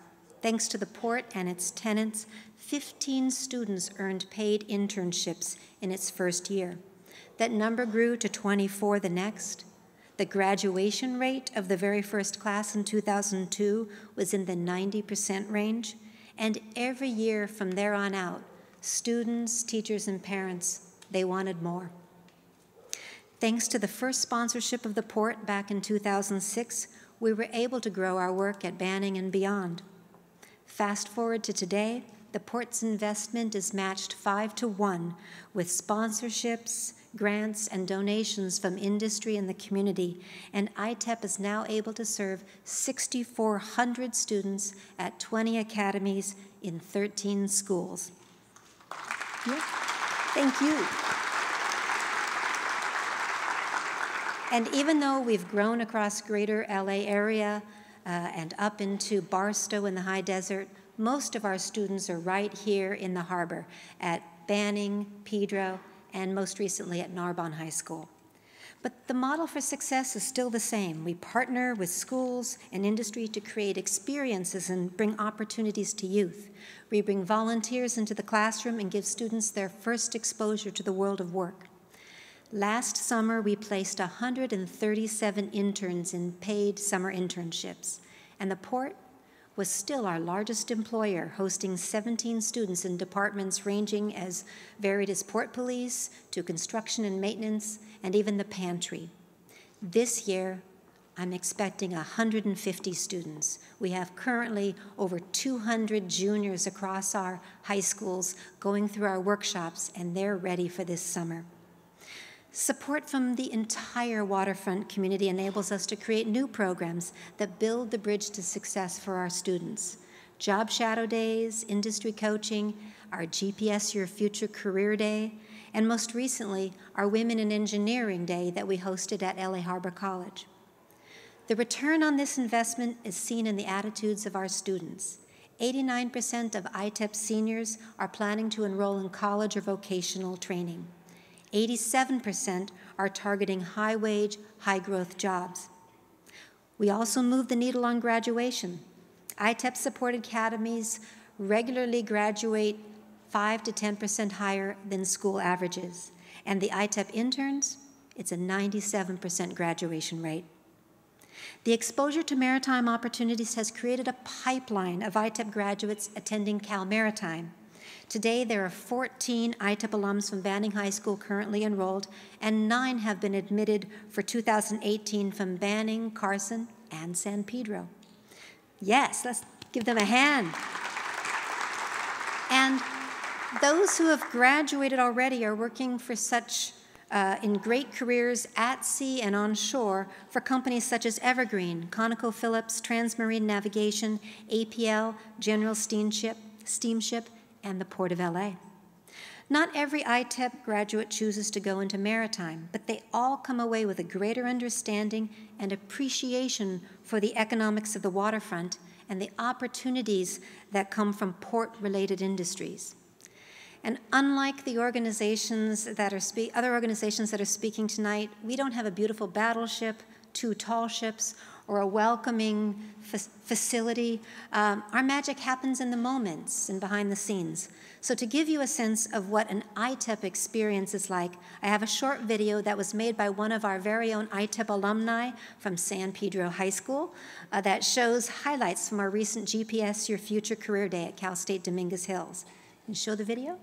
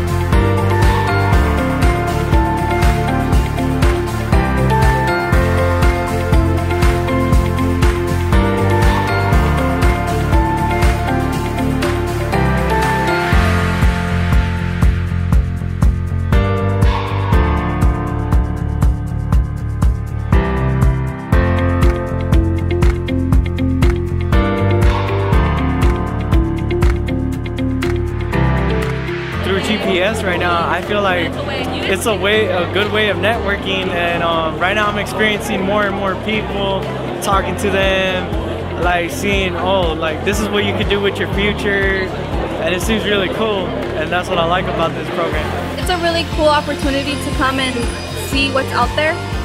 You really don't hear about some of the opportunities that you have with some of the companies. It's been a cool experience. I'm Viviana Vigil. I'm the Master of Ceremonies. This is my second time kind of mixing it up with the kids. It's always so exciting to see these bright faces really interested in the opportunities that are there for them. And I'm learning a lot too about how much the industry has changed.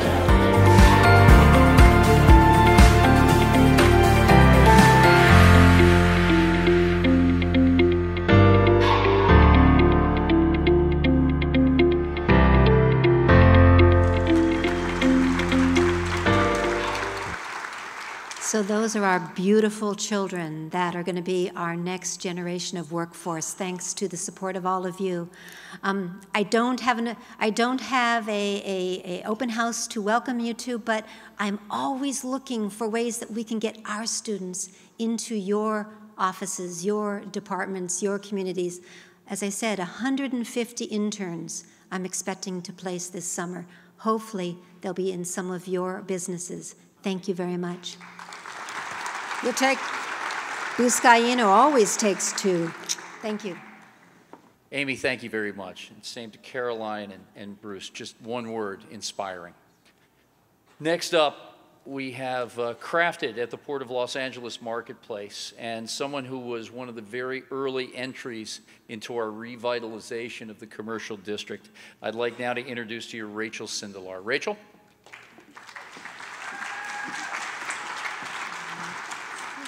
Thank you, Jean, and thank you for the opportunity to share what we've been up to at our warehouses for the past few years. As most of you know, I'm sure you've been there, we renovated the first building in 2012, and we opened for business within a week of the Iowa's arrival in San Pedro. So it's been a little bit, but we were part of that activate and attract strategy that was referenced earlier, and so that event was kind of heralded as the kickoff of waterfront development. So now it's been 5 years, and it's really an honor to be on stage with so many people that have worked hard to make it happen every day. By way of an update, 2017 was a great year for us. Our attendance climbed over 100% between 2015 and when the brewery opened in 2016. But then in 2017, it climbed another 22%. So we like numbers that continuously go up. We also surpassed 500,000 visitors towards the end of 2017, which is, you know, when you think about, we were a 3-day-a-week property for almost 5 years and didn't become a 7-day-a-week property until this past year. So that's also quite an achievement for us. The Arts and Crafts Marketplace celebrated its 5th anniversary in July of 2017. And then earlier this month, Brewery West celebrated its 2nd anniversary with a concert by local punk legends X and Mike Watt and the Missing Men. You were probably there. And if you weren't, 3,000 of your friends were. So.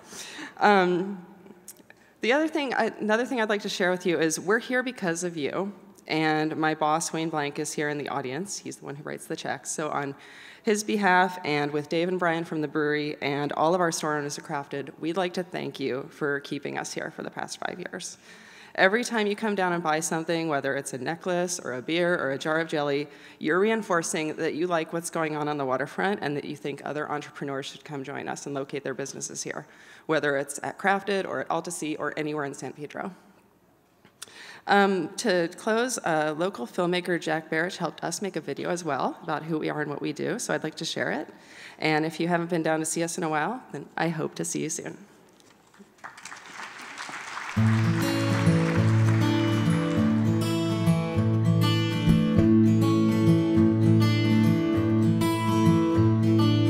Crafted at the Port of Los Angeles is a permanent handmade marketplace on the LA waterfront. We are home to dozens of handmade artists, vendors, and makers, as well as a craft brewery. We all share a passion for art, and I think we all share an appreciation of the time that goes into that. I'm a goldsmith. I work with gold and silver, and I mix different kind of materials like pearls and gemstones. I do fused glass work, basically functional art for your home.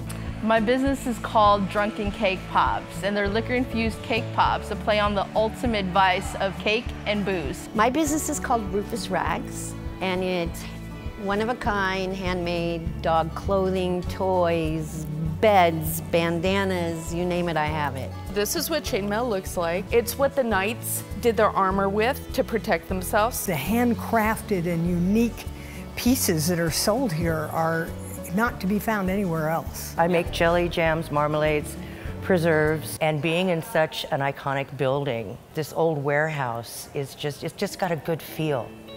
The size is awesome when you walk into them and you realize how big they are. Both of these warehouses were built by the Navy in 1945, and when we renovated these buildings, we used a really light touch because they're already beautiful the way they are, and we wanted to retain that authenticity and coolness. The kind of work that we did was to make it look like we didn't do any work. There was a big effort by architects and designers to make the building look as it did. We've been trying to redevelop the LA waterfront for a number of years, and Crafted has been a welcome addition in that effort to spark economic development growth here in San Pedro and along our LA waterfront.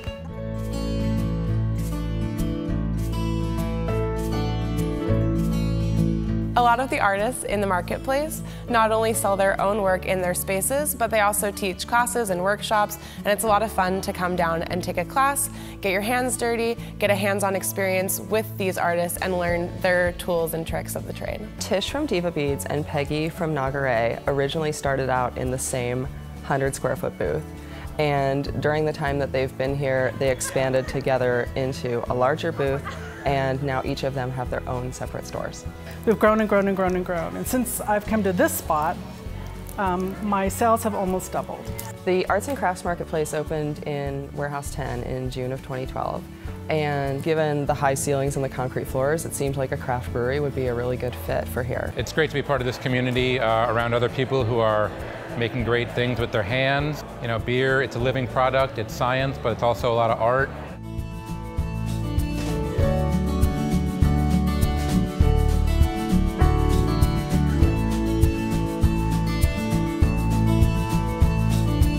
Crafted is like a family. I love it here. These are the people that I get some of my ideas from. Crafted's an amazing place. I am so thankful that this opportunity is here, that this venue is here. And it not only is a great community, but a lot of wonderful people come shopping here. It's a special thing when you are around a bunch of people that are so creative. Rachel, thanks very much. And you know, again, Rachel was one of the first folks in here and trying to redevelop our waterfront, Crafted, and also with the great vision of Wayne Blank, another dear friend of the harbor. Thank you. And next, I want to share an update from Catalina Express. We have 2 more segments remaining, and then we'll go into a brief Q&A. We've collected the questions that were on the 3x5 cards this evening, and we'll share some of those and the thoughts of some of our guests and partners here this evening. So 2 more brief segments. The next is on Greg Bombard and his family. Many of you know Greg from his work with Catalina Island under the company Catalina Express. Greg and his family have invested millions of dollars in building a new passenger and freight facility. They've also built up the business on Catalina Island to develop more and more visitor serving opportunities, both here as well as out on the island. And he is also, with the development of his new office and business that he's earned, brought more than 100 jobs back to San Pedro. Unfortunately, Greg couldn't be here tonight due to some other responsibilities, but in our latest 1 in 9 video, we've got captured here, I think, the essence of Catalina Express. And what this highlights is that the Port of Los Angeles represents 1 in 9 jobs in the 5-county Southern California area. That's more than 1 million jobs that are directly related to this port right here in our region. In the state of California, approximately 30% of all of our workforce is in the supply chain and transportation area. So the work that we're doing on the industrial side, the work that we're doing on commercial development is all important to jobs creation and growth. So if you'd like, roll the tape, please, on Catalina Express.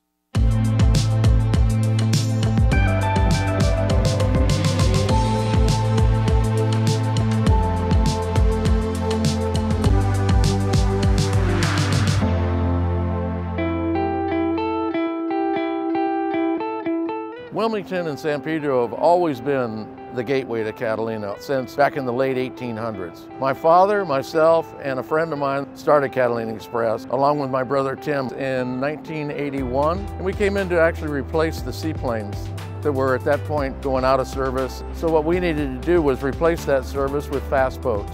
So we went out, we bought 1 boat, it was a 50-passenger, and we started out with doing 3 runs a day. Well, about 1 million to 1.2 million people go to and from Catalina on an annual basis.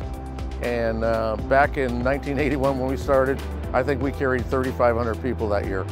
Both my daughter Amanda and my son Eric, they're all in the business. This building was actually built back in 1966, and it was the seaplane hangar building They'd take off underneath the Vincent Thomas Bridge. Our goal was really to make it so people felt their trip started when they got here. There's bocce ball courts here located on premises. There's also a putting green. We got fire pits when it's chilly out, and people do seem to feel like they're on their way to Catalina as soon as they walk through the gate. Wilmington used to be the location for the freight service here to the island, and to bring them both onto the same property has been a home run. The Port of Los Angeles has been a real partner in this all the way along. They worked very well with us in trying to come up with a solution for this move. And I think that what we've come up with is one of the best locations we have. When we brought our employees back to this location, we were able to bring 100 employees back this way. Catalina Express employs approximately 325 employees in total, with the vessel crews and administration and ticket sales and the terminal facilities. Avalon Freight Services employs approximately 26 people, with operating the 2 vessels that we have, as well as the warehouse here and on the island. The island is always growing. It's been an exciting part of being not just in passengers, but also in freight now. A normal week of freight going to Catalina Island is 5 days a week, 15 trailers. It's shipping fuel, it's food, it's beverages, it's everything you can imagine that has to go to an island to keep it moving. My favorite hobbies are getting out and going fishing. It's a lot of fun to go out off the island and do some fishing. It's always been known as a fishing paradise. Well, I think the favorite part of Catalina Express for me is working around the water. I've been around the water all my life. We just like to be a big part of this overall Catalina Express family. Our whole team here has worked hard to build what we built. There's no I's here, it's a lot of we's, and we really all enjoy it.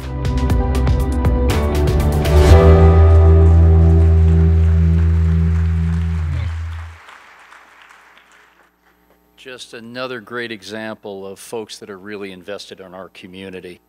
Next up, I'd like to introduce Elise Swanson from the San Pedro Chamber of Commerce. Elise is going to provide a little bit more information on how the Chamber supports events and promotion of the LA waterfront through the Tourism Ambassador Program. The Port has also been working with the Chamber, Councilman Buscaino's office, and the City of Los Angeles Economic Workforce and Development Department since last year to provide resources to our Ports of Call Village tenants and employees who have or may be transitioning from their current businesses and jobs on the Ports of Call Village site. In other words, how can we help those folks make sure that they have consistent employment, and what can the city, including the harbor, the chamber, and so many other partners do to those folks in the restaurant and tourism business to help keep their families moving forward? Elise? Thank you. Good evening, everyone. It's wonderful to be here with you tonight and see all these long-term plans come to fruition. These are very exciting times for our community. As Jean mentioned, my name is Elise Swanson. I'm the president and CEO of the San Pedro Chamber of Commerce. And as your leading business organization, the Chamber understands how important revitalizing our entire LA waterfront is for the economic health of downtown San Pedro, our entire community in the harbor area. As you have all heard tonight, a vibrant and successful waterfront will bring new jobs, tourism, and increased spending, which will help to improve the quality of life for all residents. Business stakeholders, including our hotels, restaurants, the port, the PBID, and many others, have been working very hard to coordinate promotions and visitors information during large events and when cruise ships come to town, and we're working to promote area businesses. As a part of this effort, the San Pedro Chamber of Commerce has created an LA Waterfront and Tourism Committee, and I'm pleased and excited to announce tonight that in partnership with the Port of Los Angeles, Discover LA, and the PBID, the San Pedro Chamber of Commerce, and let me see if I can get this, the San Pedro Chamber of Commerce has been named an official visitor information center under the umbrella of the Los Angeles Tourism and Convention Board. This center will better serve our tourists here in the community and local visitors as well. We are also producing a tourism ambassador program and online certificate for hospitality employees and community volunteers to ensure that our visitors have a quality experience at events and in visitor-serving businesses and venues. The curriculum is being tested at this time, and we plan to launch before our busy summer season here in the harbor area. Many have asked us, why do we do this? And our board of directors and I have looked at the tourism numbers over the past several years.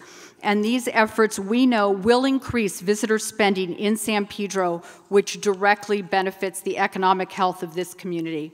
Tourism is a key economic driver in Los Angeles and supports more than 510,000 jobs within the leisure and hospitality sector, one of the country's largest and strongest sectors. In 2007, traveler spending generated $33.6 billion in total economic impact for Los Angeles County, and tourism contributed more than $2.65 billion in state and local tax revenues in 2016. These numbers matter, and it is important that San Pedro be positioned to capture its share of these dollars. So look for in June an announcement for our new visitors curriculum. It is available to community volunteers as we launch the ambassador program here on the waterfront and for the entire community of San Pedro. As we all have talked about tonight, and we all know that exciting times bring change. And, okay, oh, there we go.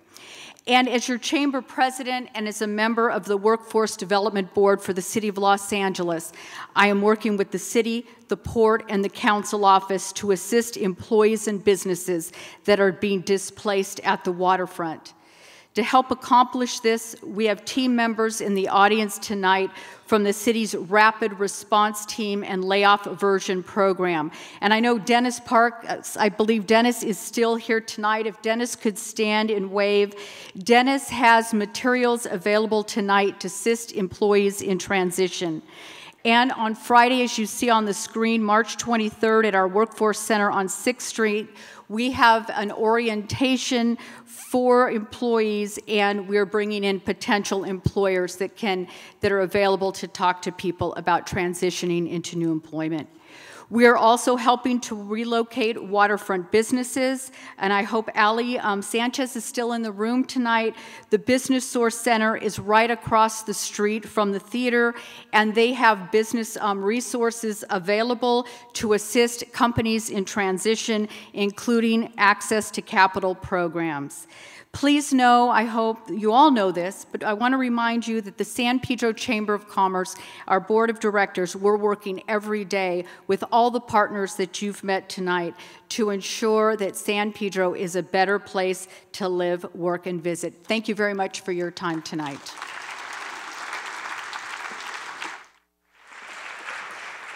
Thanks, Elise, and again, a tremendous amount of work by our partners at the Chamber. And lastly tonight, I want to introduce an individual who has been really another great partner and friend to this community in the Harbor Department. Since its arrival here in the year 2012, the Battleship Iowa has been a critical partner in the very beginning of activating the LA waterfront.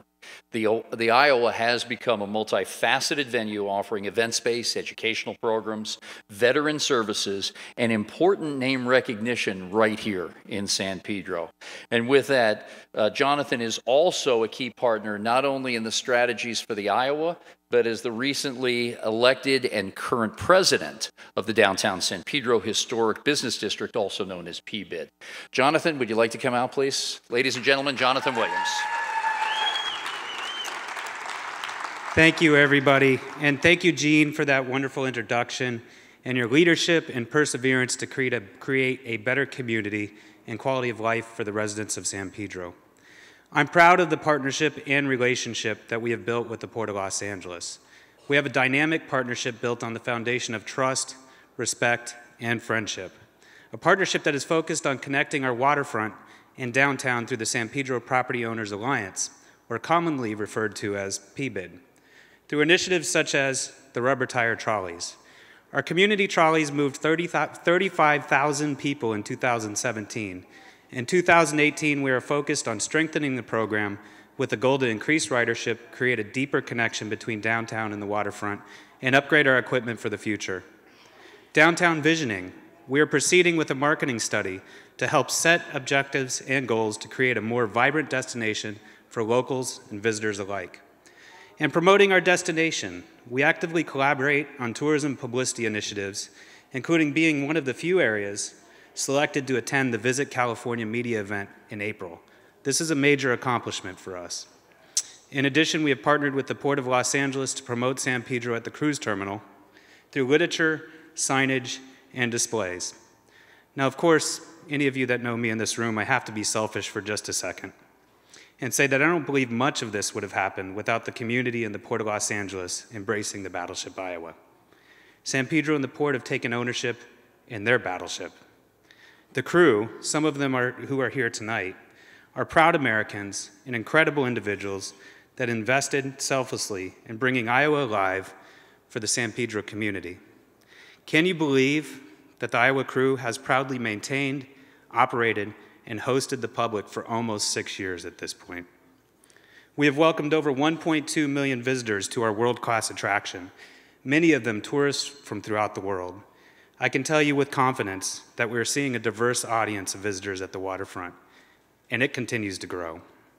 We're excited to be a small part of bringing San Pedro alive as a destination and are very optimistic for what the future holds.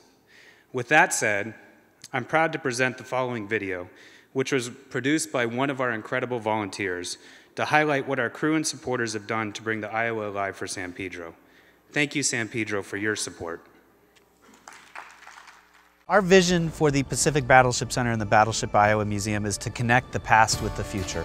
Connecting the stories and the legacy of the Battleship Iowa with future generations through different programs in education and interactive, innovative ideas. STEM education is important because, as statistics show from the U.S. Bureau of Labor, there's going to be a real demand for STEM-related careers in the near future.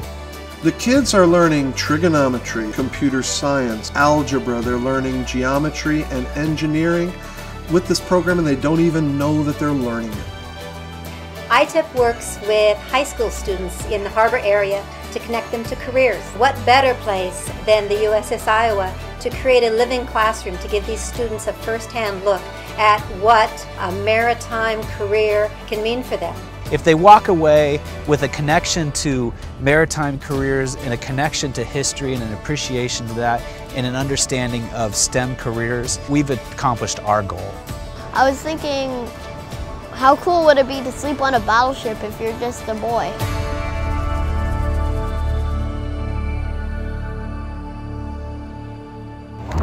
When the vets came down, I get chills. When the vets came down, and they had their stories to tell, and I'd ask questions about where something was. They go, come on, I'll show you. And I just get chills when I hear the vets tell their story. I love it. I've not been aboard in 59 years. And it's just great to be here.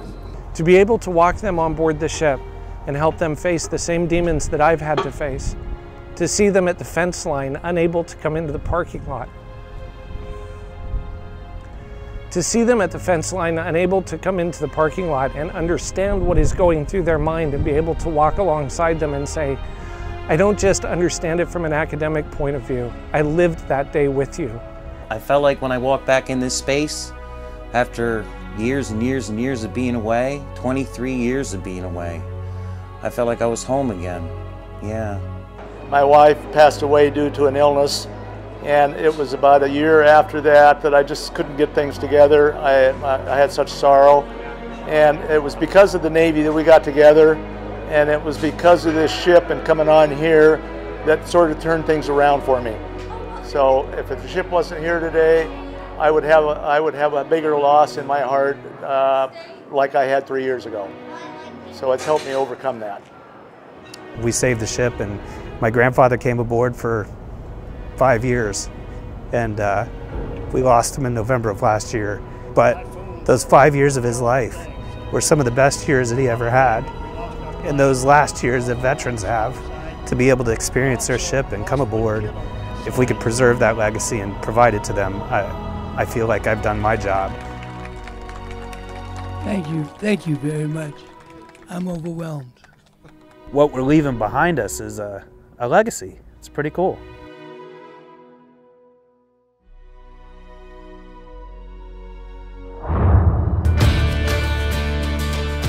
The port is committed to waterfront redevelopment with the recent announcement of $400 million investment in the infrastructure, and to have the Iowa as one of our center points of retail, dining, entertainment, and bringing in tourism dollars is an incredible win. Battleship Iowa is an enormous platform on the waterfront. We're a tourist attraction, an economic development engine, a veterans organization. We're so many different things. Our attendance is up, and I credit that to not only the great visibility of the Iowa, but all of the positive improvements on the waterfront.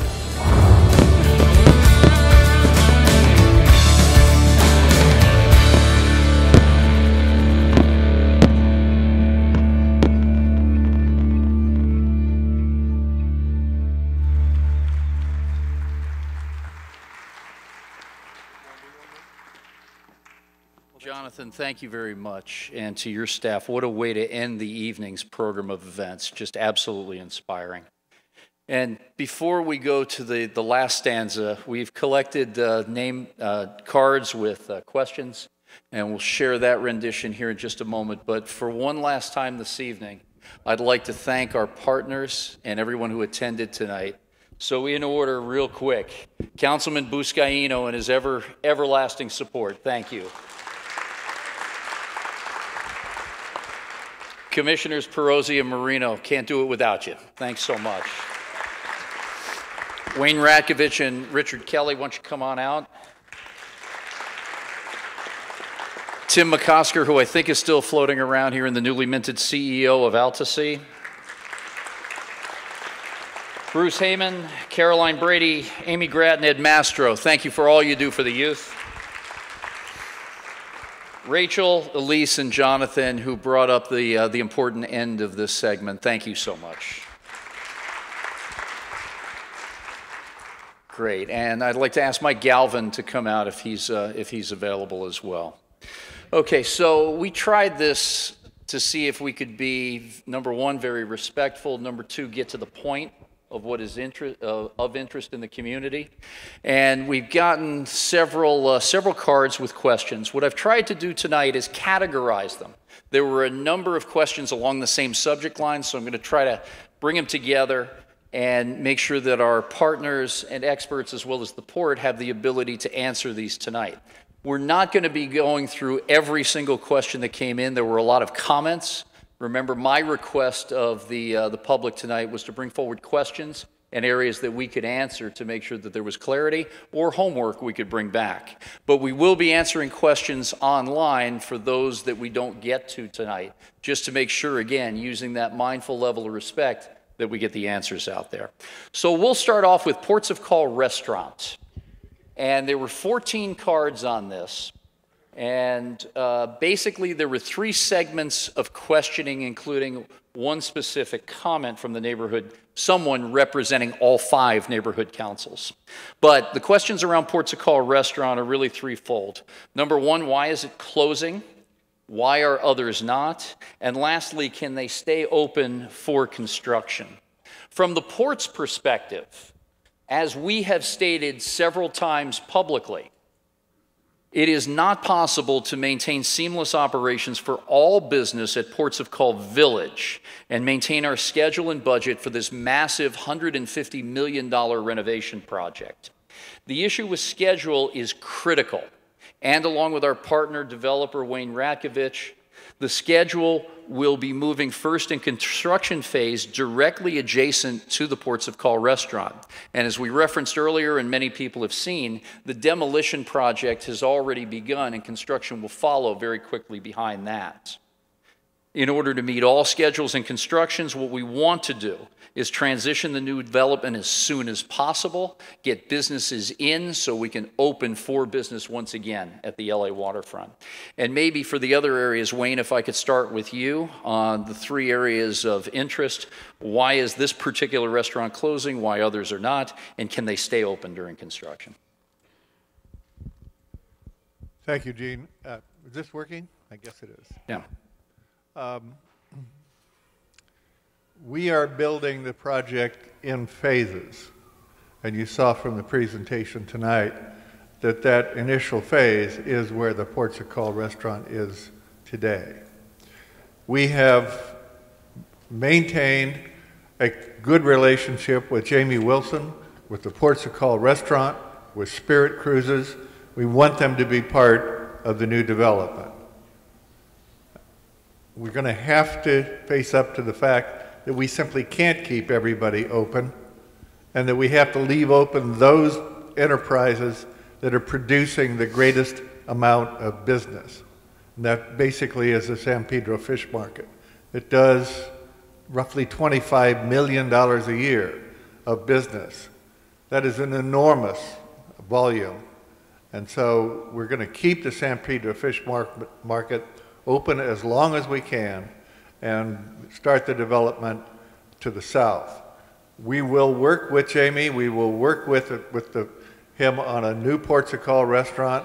You saw tonight the images are going to be, in my opinion, and in my hope and expectation, magnificent.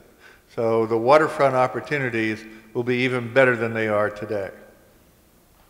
Okay, thank you, Wayne.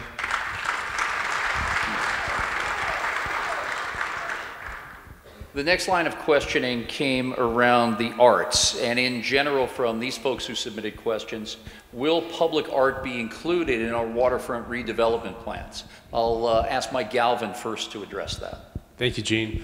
So any development that we do at the Port of Los Angeles requires a percentage match back for the arts. In the Ports of Call area specifically, the port has already invested in that portion in the Ghost Fish, which is located directly next to Utro's restaurant.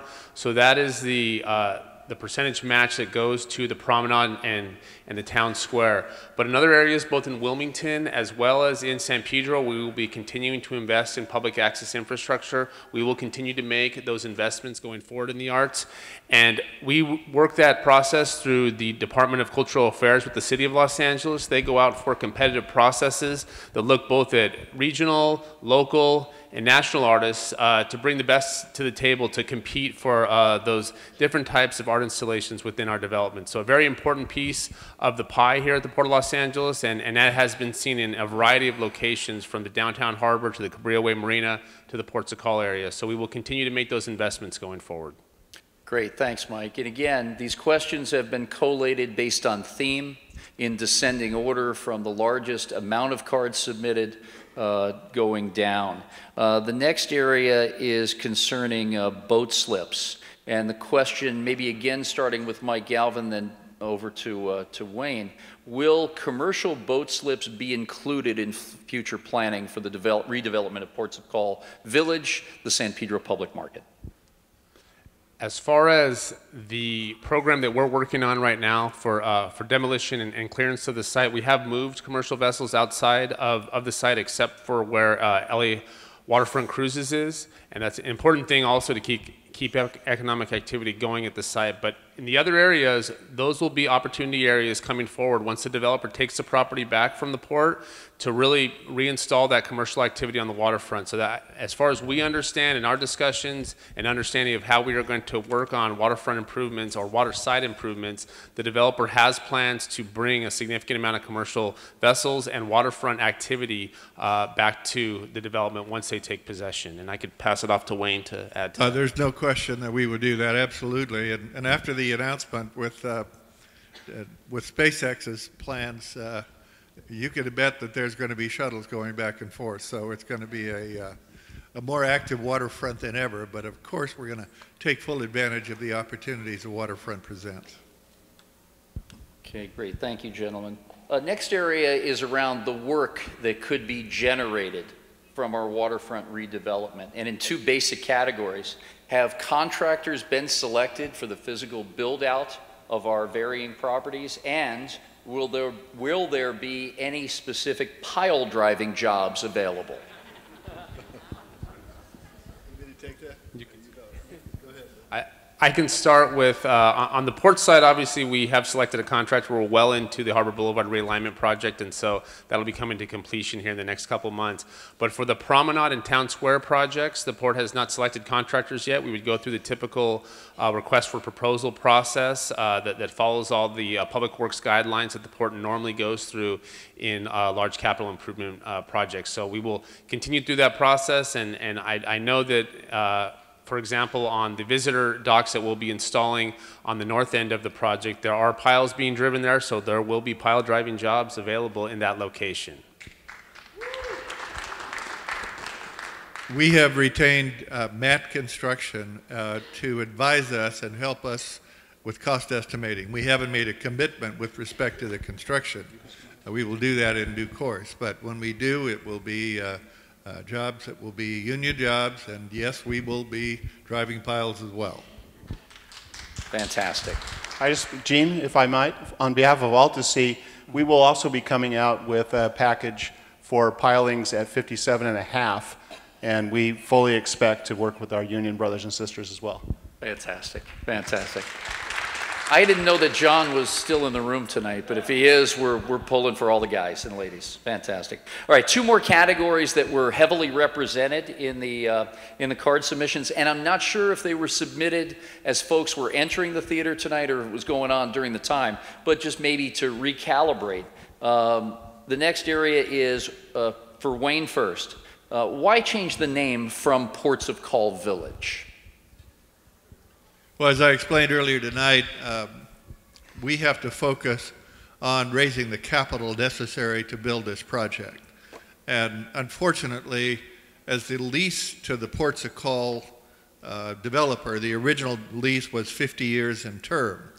About halfway through that 50-year term, there was no investment of any great significance made on the Ports of Call site. And who would when the lease is expiring in 25 years?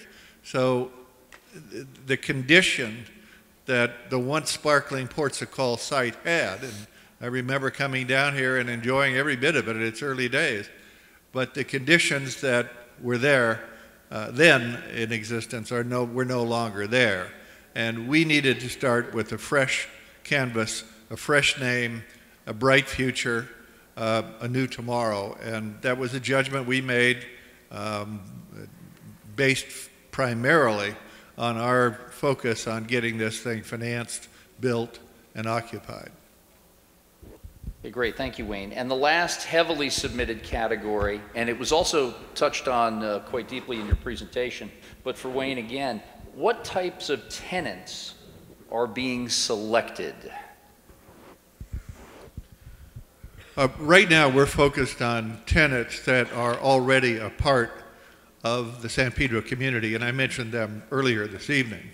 We're going to wait a little while before we go out to too broad a market for tenants because we want to be able to take this plan a little further down the road and really make it a compelling presentation. We're really confident that there will be plenty of tenants for this development. So that's our instinct, that's our experience, that's what we think is going to happen.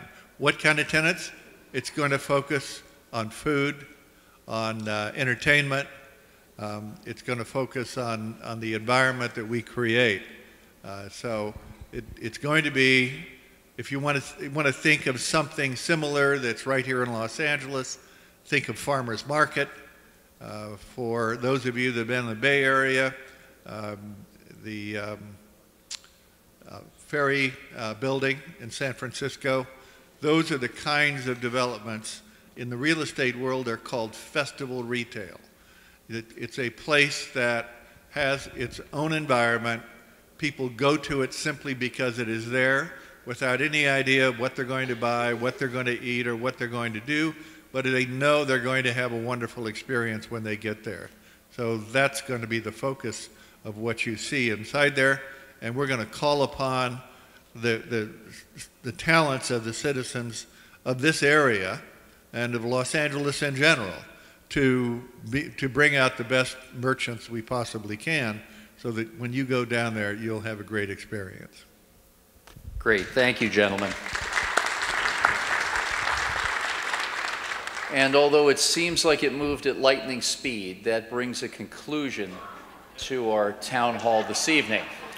And for those of you who stuck it out to the end, thank you. What a great crowd and what a great partnership between the community, the port, and our developers. Thank you. Drive home safely and appreciate all your support.